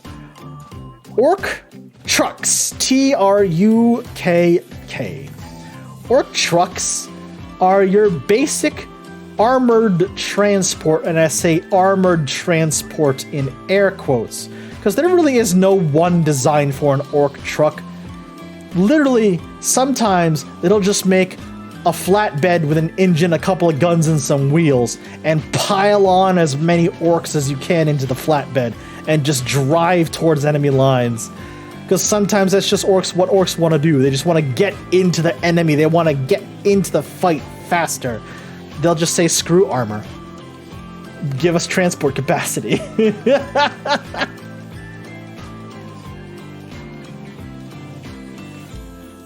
Orcs are... when they set their mind to something, if they decide, okay, let's make this tougher so we don't get exploded before we get to the enemy lines, or let's just make this as light as possible so we can fit as many orcs as possible, and then what's it called?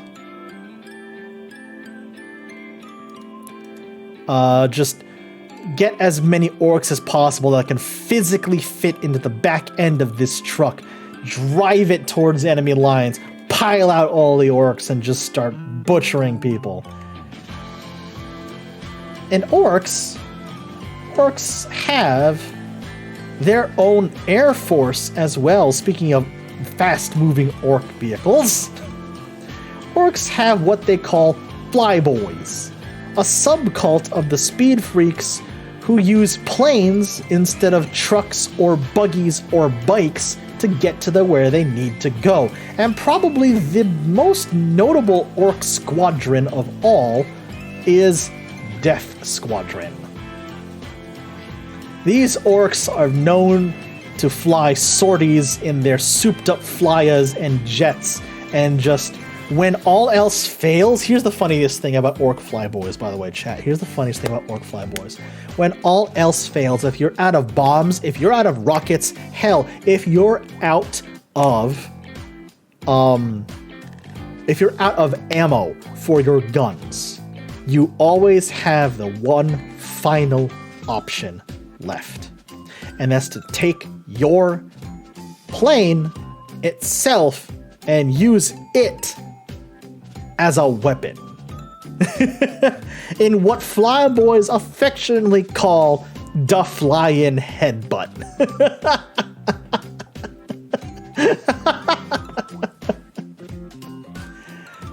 Never trust orcs with any sort of technology, because they'll do shit like this. They'll do shit like this. And that's what not only just the evil sons, but the cult of speed in general are capable of. Now the Goths. The Goths are an orc clan who are feared galaxy-wide as being the toughest and most brutal of all of the orc clans in the entire galaxy. They are the ones who are known for the longest wars and like the most brutal of orcish wars and campaigns, galaxy-wide. And for good reason, because a certain war boss who touts himself as the prophet of Gork and Mork is from the Goths clan. That's right, our old buddy Gazgul is back. He is not only the war boss of Gork and Mork, he is the war boss and warlord of the Goths clan of orcs. They are the most brutal orc clan in the galaxy for that reason, because Gazgul as Goth warlord is known for just kicking out or outright killing any orc in the Goths that he deems as too weak. And as a result, the Goths clan of orcs have some of the best fighters in the galaxy. Like, good God almighty. If you see the banner of the Goths, if you see the symbol of the Goths across the battlefield from you, your chances are you're not coming home from that battlefield. Now, the Snakebites clan of orcs. The Snakebites clan of orcs are very, very interesting. The Snakebites clan of orcs stick to what they call the old ways. The ways of making war, before technology popped up. They'll still use firearms, but stuff like bikes, mechs, trucks, tanks, airplanes. No. They don't use any of that shit. They don't use any of that. They will fight and die with a shooter, a chopper, their bare hands, and even their own teeth. That is what the Snakebites ascribe to. And as a matter of fact, the way the Snakebites operate, they attract two very specific subbreeds of orc, or subcultures of orc, rather. Feral orcs and beast snackers. Feral orcs are, as you would imagine. They're a subspecies of orc that, instead of being exposed to technology, will instead utilize primitive technology. Stuff like, you know, Stone Age, or I want to say maybe even Iron Age tech. So they will utilize whatever they can get their hands on in terms of that. The other subspecies or subclass of orc that tends to find their way into the ranks of the snakebites are what are known as beast snaggas. Beast snaggas are a type of orc that, again, instead of utilizing technology like bikes and trucks and tanks, will utilize feral squigs or squigosaurs to ferry themselves into battle, like this. They hate technology so much that they will actually go out of their way to destroy enemy tanks and enemy walkers entirely. And the beast snaggas really pride themselves on... hold on, let me... Yeah, squeak back raiders. Whoa, boys, yes. They pride themselves on... Yeah, here we go. They pride themselves on what is essentially primitive, air quotes, technology, but also they embrace a little bit more often than most other clans will, weird boys. Weird boys are basically shamans or psychers. I mentioned in my Space Marines and in the basics what a psyker was. It's like psychic energy. They channel the warp to fuel their psychic power. Space Marines have librarians who are trained to use their psychic power for the betterment of mankind. Chaos has sorcerers. Eldar have farseers. Orcs have weird boys. Orcs have weird boys. And what the weird boys do is they channel not just the psychic energy of the warp, but they will channel what they believe to be the Wa energy, the pure Wa energy of the other orcs around them. And that starts to manifest in very, very strange ways. Like, and I'm not kidding when I say this, chat, psychic vomit. I wish there was a better name for this attack that weird boys did, but unfortunately there is not. It is literally just psychic vomit. It's when a weird boy will channel the energy of the Wa, the psychic energy of all the orcs around him, and just belch it at the enemies that they're facing. It is literally just unfiltered psychic energy being blasted out of the orc's mouth.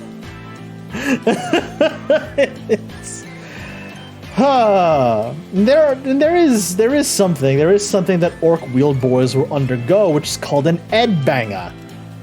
And what happens when they undergo an edbanga is that their head will literally explode, or at the very least part of their head will explode, where their brain matter is visible. And somehow that allows them to channel Wa energy better. Don't ask me how. It just works. Again, Todd Howard, Orks. It just works.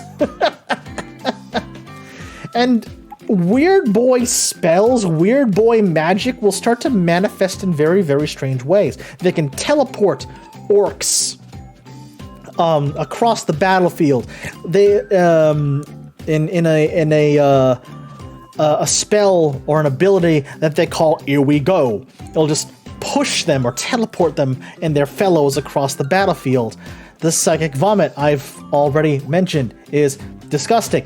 Gork will get them, and because of the chanting of the orcs, it'll channel the power of the Wa into the weird boys. And there is one spell that the weird boys will always use. It's called the Foot of Gork. And it's literally just what they believe to be Gork himself appearing, or at the very least the foot of Gork itself, appearing on the battlefield and stomping, literally stomping on their enemies to destroy them. That is how the weird boys will function in battle, and it's absolutely wild. Now, there is a double-edged sword to this. There is a double-edged sword to this. Weird boys will channel the warp.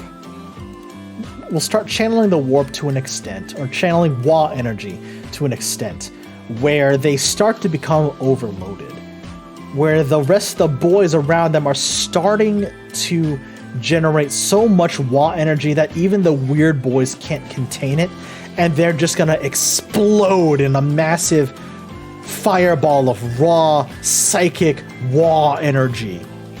And that's a very bad thing, because that's gonna kill all the other orcs around them. But some of the orcs have, learn to weaponize this, where if they realize their weird boy is about to pop or perform an Edbanger, they'll run towards the enemy with their weird boy in tow, just so that if he does explode, he'll take out some of the enemy army with him.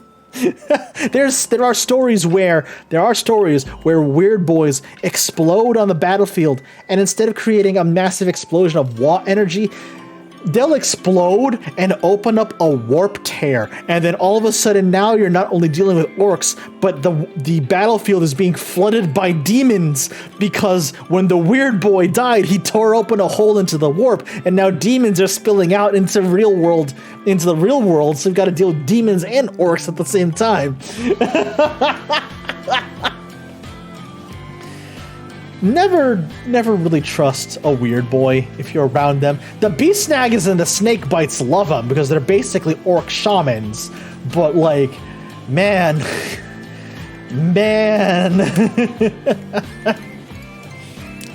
Now we're on to certain other free, not orc clans, but independent groups of orcs that will lend their services to other orc clans.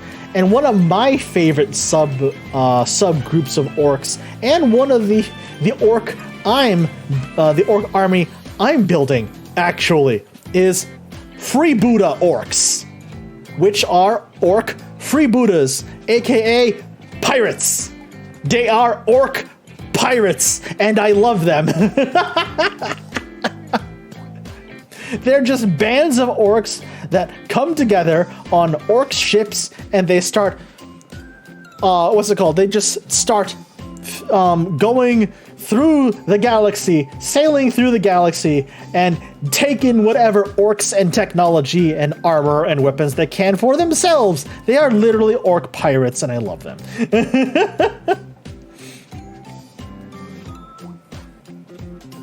There are a whole ton of different orcs. Hold on a second. Captain Blood Flag, here we go. Captain Badruck, yes. Two of my favorite freebooter orc captains, honestly. One from a video game and one from the tabletop himself. I actually have this character in my orc army. This is Captain Badruck, one of the most famous or infamous orc freebooter captains in the entire galaxy. His crew is literally nothing but flash gits. His crew is nothing but flash gits. And here's his model. Oh god, that's so good. I love it. I love it to death. It's great. His special gun, by the way, is just called Darippa, and it's fantastic. He likes getting as many orc mechs and flash gits as he can under his banner to increase the size of his crew. And he just goes through the galaxy, building up his crew, looting all of the other races, and even other orcs too. Orcs hate this dude. Oh my god. His backstory, he's part of the Bad Moons clan, but he was chased out of his tribe for having too many teeth. Like, how do you have to piss off the bad? How badly do you have to piss off the bad moons to have too many teeth? I mean, come on now. He's literally a pirate. Yeah, he's literally a pirate, Yoshi.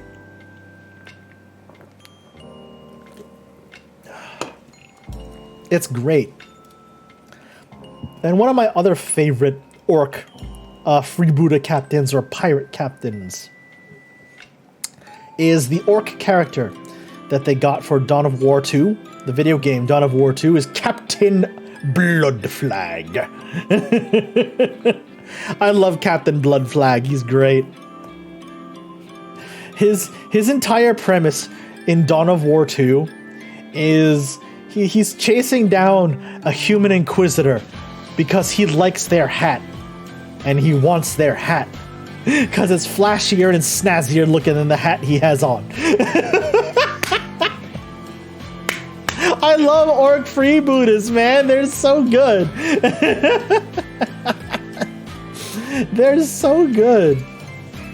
There are two other freebooter characters, I guess, because I need to make mention of them. One of them is Wazdaka Gutsmek, which is a fantastic name. Oh my god. He was booted out of the Evil Sun's clan because he was... Get this, chat. Wazdaka Gutsmek was kicked out of the Evil Sun's clan because he was creating too much havoc and chaos. As in orc. How much chaos do you have to be causing as an orc to be kicked out of your own orc clan? Wait a minute. Wait a goddamn minute.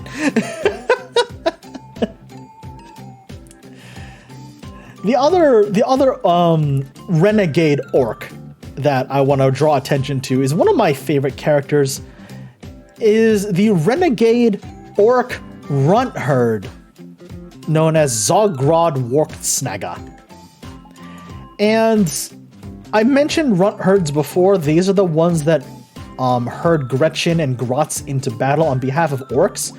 And much like other orcs, Zogrod Wartsnaga was a runt herd, but Zogrod here subscribes to an idea that other runt herds and other orcs in general think he's crazy for. Are you ready for this, chat? Zogrod thinks that Gretchen and Grotz should be treated fairly. Zogrod here doesn't think that Grotz are expendable. As a matter of fact, he's actually taken to training his batch of runts to become super runts, aka Gretchen that have actual military tactical training. For an orc, I guess. Everyone in orc society thinks he's crazy. The Grotz aren't useful for anything except being meat shields and maybe ammunition. That's it. Zogrod's like, nah, fam, they can be trained. They can fight. I'll teach them how to fight myself. He's so off the wall. That's why he got kicked out of his clan as just a freebooter now. But yeah, the most... Yes, here we go. Okay. There are two specific orc subgroups that... Hey, Mikaze, what's going on? There are two specific orc subgroups within the freebooters that I want to draw attention to. The Chaos Renegade Orc Warband. Because, yes, apparently even orcs can pledge their service to the Chaos Gods. Specifically Khorne, who knew? Because Khorne does a lot of what orcs like. Fighting. A lot of fighting. A lot of warfare. And So a bunch of orcs will throw their lot in with specifically corn, and which is really kind of like, I wouldn't say frowned upon, but like it's looked on very strangely to the rest of the orcs, because it's just like, well, you don't need to do that. You're an orc. You're perfect as is. You can KRUMP any of those old demons. Why would you have to fight alongside them? It's a very small subsect of orcs, but they're not represented in the tabletop. They have been mentioned in the lore, however. And probably the strangest subgroup of orcs that have been always immediately exiled from their orc clans are the orc gene stealer hybrids. Now, I mentioned in my Warhammer 40K lore deep dive basics video that gene stealers can mutate human DNA to create human gene stealer hybrids. Turns out they can do that with orcs too. So you'll have groups of orcs that have been mutated by gene stealers who have immediately been kicked out of their clans because they don't want the infection spreading, who have formed groups of their own, literal gene stealer orc hybrid groups.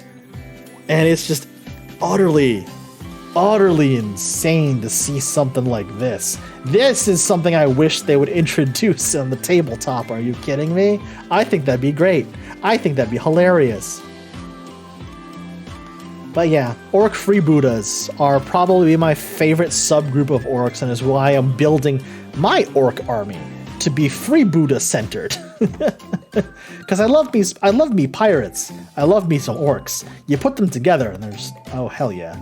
Sneaky GITS are orcs who are basically where the commandos come from. Boom boys are the orcs who love using explosives. Tank busters, for example, are a very specific group of orcs who love, let me see if I can bring them up for you, chat. Tank busters, here they are.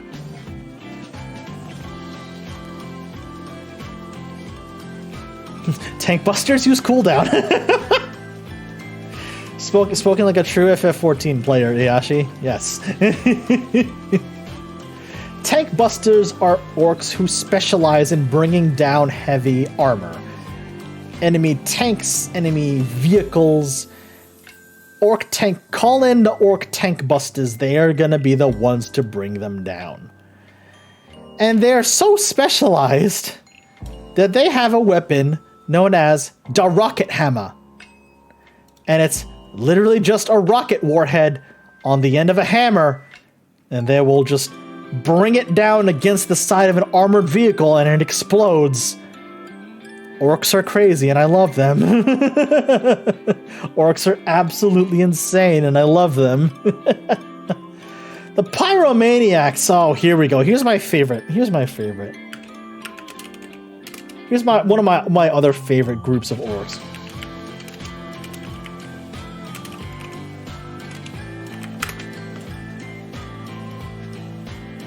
Here they are. Orc Burna Boys. Orcs who have developed not just a penchant for using flamers, but an unhealthy love of using flame weaponry. Orcs will absolutely go to town, especially the Burner Boys, with flame weaponry. They will absolutely just run into the battlefield, flamers on, and just burn through swaths of enemies. Just absolutely burn them out. Pyro TF2. So they did invent flamethrowers. Yeah, kind of. The truck, here we go. The truck boys as well. They even have cigars. Yeah, they do. They 100% do. I love when they get that kind of detail. Of course, it's the burner boys who have the cigars in their mouth. Truck boys are orcs who like driving their trucks around, like driving vehicles. They're the ones who thrive on just piloting into a truck, driving up to an enemy, crashing into enemy lines, dropping all the boarding planks down and letting the orcs spill out into enemy lines and just start beating face.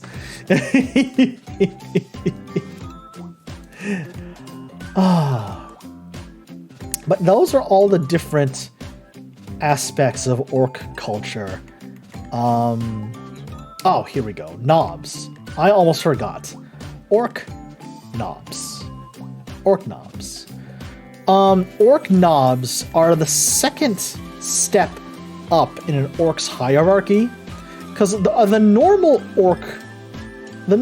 orc warriors are known as orc boys. These are your rank and file orc soldiers. What commands a mob of boys is a knob, which is an orc that is literally just bigger than a regular orc boy. Orc boys are like 7 feet tall. Knobs are anywhere to 8.5 feet tall. They are massive. They will lead orc boys into battle. They will even just get together as a mob of themselves, as just a knob mob. Which is a very strange thing to say. But they are orc fighters who have grown so big to just get a command of their own.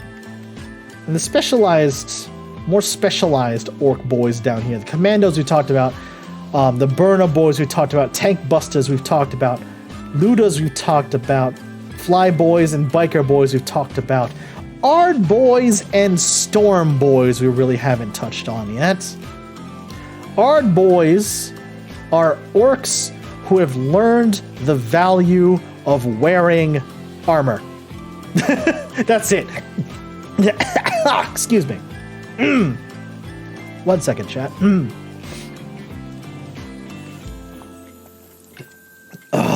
Ooh, pardon me. Wow. Ard boys are orcs that have learned the value of using armor and blast shields. At least the names mean something. Yeah, Yashi, yeah. Yeah, orc ard boys have learned how to use armor to protect themselves. Most other orcs would call them cowardly, but they know the true usefulness of staying alive, because the longer you can stay alive, the more you can fight. Storm boys are very strange. They're a very, very strange group of orcs. They're normally made up of much younger orcs. Orcs who have not found their own niche in orc society yet. You know the phrase, if you're familiar with the phrase rebellious teenage phase, orcs kind of go through that, but in reverse. The older an orc gets, the more rowdy and rambunctious and loud and obnoxious they will become. But when an orc is younger, they will actually embrace discipline and, orderly things. Like, they will embrace, like, military precision and military drills, and a lot of the orcs will look at them like, what the hell is wrong with you? Why are you doing that? That's not acting orky at all. It culminates in this group of orcs known as the Storm Boys. During my Space Marines stream/video, I made mention of a group of Space Marines known as Assault Marines who use jetpacks to dive into battle. Cross Knight, hello! Holy moly! Thank you so much for the 14-person raid! Welcome, everybody! Welcome! Hello! Thank you so much! Welcome! And thank you for the follow as well! My goodness! Thank you, everybody. Kingfisher, hello. Turtle, hello. I see some familiar names in here.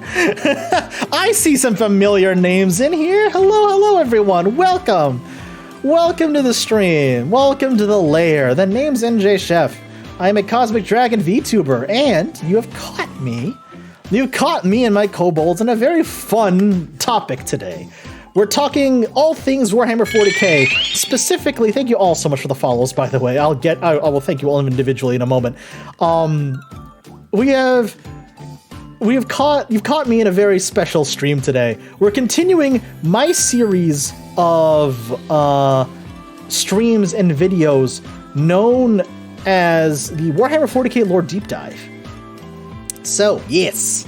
And today, we are going over one of my favorite Warhammer 40K factions, known as the Orks. And I love them. They're hilarious. I've been playing Space Marines since 5th edition, but I've only recently picked up Orks, and I love playing Orks, man. They're so good. They're so good. Welcome, everyone. Hello, hello, hello. Thank you for those 5 bits, by the way, Kingfisher. Cross Knight is Pokemon Cobalt Psychic type Ace. Oh, nice. They've also never played a Pokemon game before. Now we're doing a nuts. Oh my god. Oh no. Oh no. Holy moly. Good god.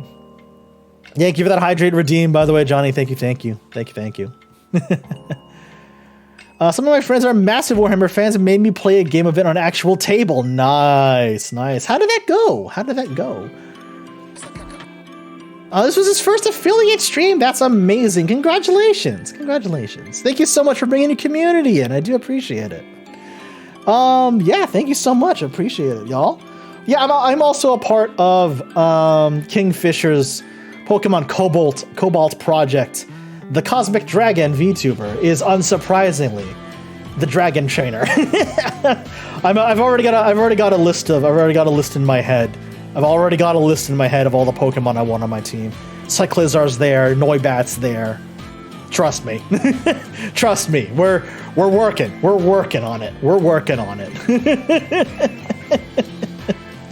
Considering it took us 3 hours and I left our Olive Garden leftovers in the car, I could say it wasn't the best experience. That's fair. That's fair. 6 Sprigatitos all shiny. Good God almighty, Iyashi.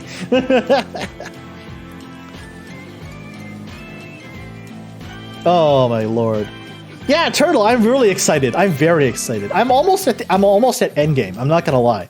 I'm almost at endgame. I left off my last stream just in front of the Elite Four, and during that same stream, we cleared both Path of Legends and Starfall Street. So yeah, I'm literally like right at the doorstep of endgame. I'm very excited. I'm very excited to keep playing. But yeah, oh God, you're all wonderful for coming in today. Thank you so much, everyone, by the way. I do appreciate it. Cross Knight, thank you for the follow. Midnight Fox, thank you. Dark Angels ASMR, thank you so much for the follow as well. Johnny Dillerman, thank you for the follow. Wheat Bread, thank you for the follow. Thank you all so much, everyone. Thank you so much. I'm slow, so I'm not super close, but I'm closer than before. That's awesome, Turtle. Hell yeah, that's great. That's fantastic. Yeah. I picked Sprigatito as my Violet starter, because I'm playing on Violet, and I have this thing where ever since Red, I have done nothing but choose the grass starter. So I kept that streak alive with Violet, and I picked Sprigatito, and oh my god. Meowscarada hits like a fucking truck, and I love it. Flower Trick is actually OP. Holy cow. I love Meowscarada. She hits so hard. Holy moly. But yeah, thank you everyone so much. Thank you so much for everyone for the raid and for the follows. Y'all are fantastic. All fantastic. If you like what I do, definitely toss me a follow. If you really like what I do, please do give me a sub. I do appreciate it. You're all wonderful for stopping by today. Thank you. I'm a little flustered right now. That was a massive raid. Holy cow. That was a massive raid. I'm honestly a little flustered right now. Thank you. Fuecoco is fen-shaped? Yeah. Excuse me. Fuecoco's adorable, honestly. My buddy, my friend Iyashi in chat actually traded me a Quaxley. So on my team right now, I actually do have a Quackavol. He has found a permanent place on my team. And Iyashi... Iyashi, I don't know if you want to tell him about your shiny Fuecoco adventures, be my guest, because it took you a lot of Fuecocos to finally get the pink one. Oh man. But thank you everyone so much. I do appreciate it. What was I even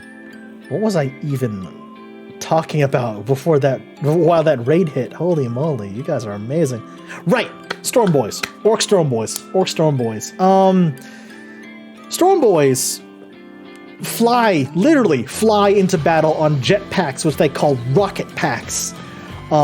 Which are literally, if you just look at this picture right here, it is literally just like a missile with wingtips strapped to their back, and that is how they get into battle. Orcs don't care. Orcs do not care at all. The rocket packs of the Storm Boys, and this is mirrored in their rules on the tabletop. When they launch, sometimes instead of launching, the rocket pack on the back of the Storm Boy will explode instead. Sometimes that just happens. Sometimes that just happens. And one last thing I wanted to mention before we close out this episode of 40K Lore Deep Dive is this map right here. All of those green patches you see are current Orc expansion. The Orcs are literally running rampant across the galaxy right now because the Imperium is torn asunder. Every other faction in the galaxy right now is scrambling to try and survive because of the Cicatrix Maledictum and the Long Night. So the Orcs are having a field day. They are going all across the galaxy, gobbling up territory, looting armies. They are nigh on unstoppable. Almost unstoppable. Oh man, but yeah, that is everything I wanted to talk about in terms of Warhammer, this episode of Warhammer 40K Lore Deep Dive on the Orcs. Yeah.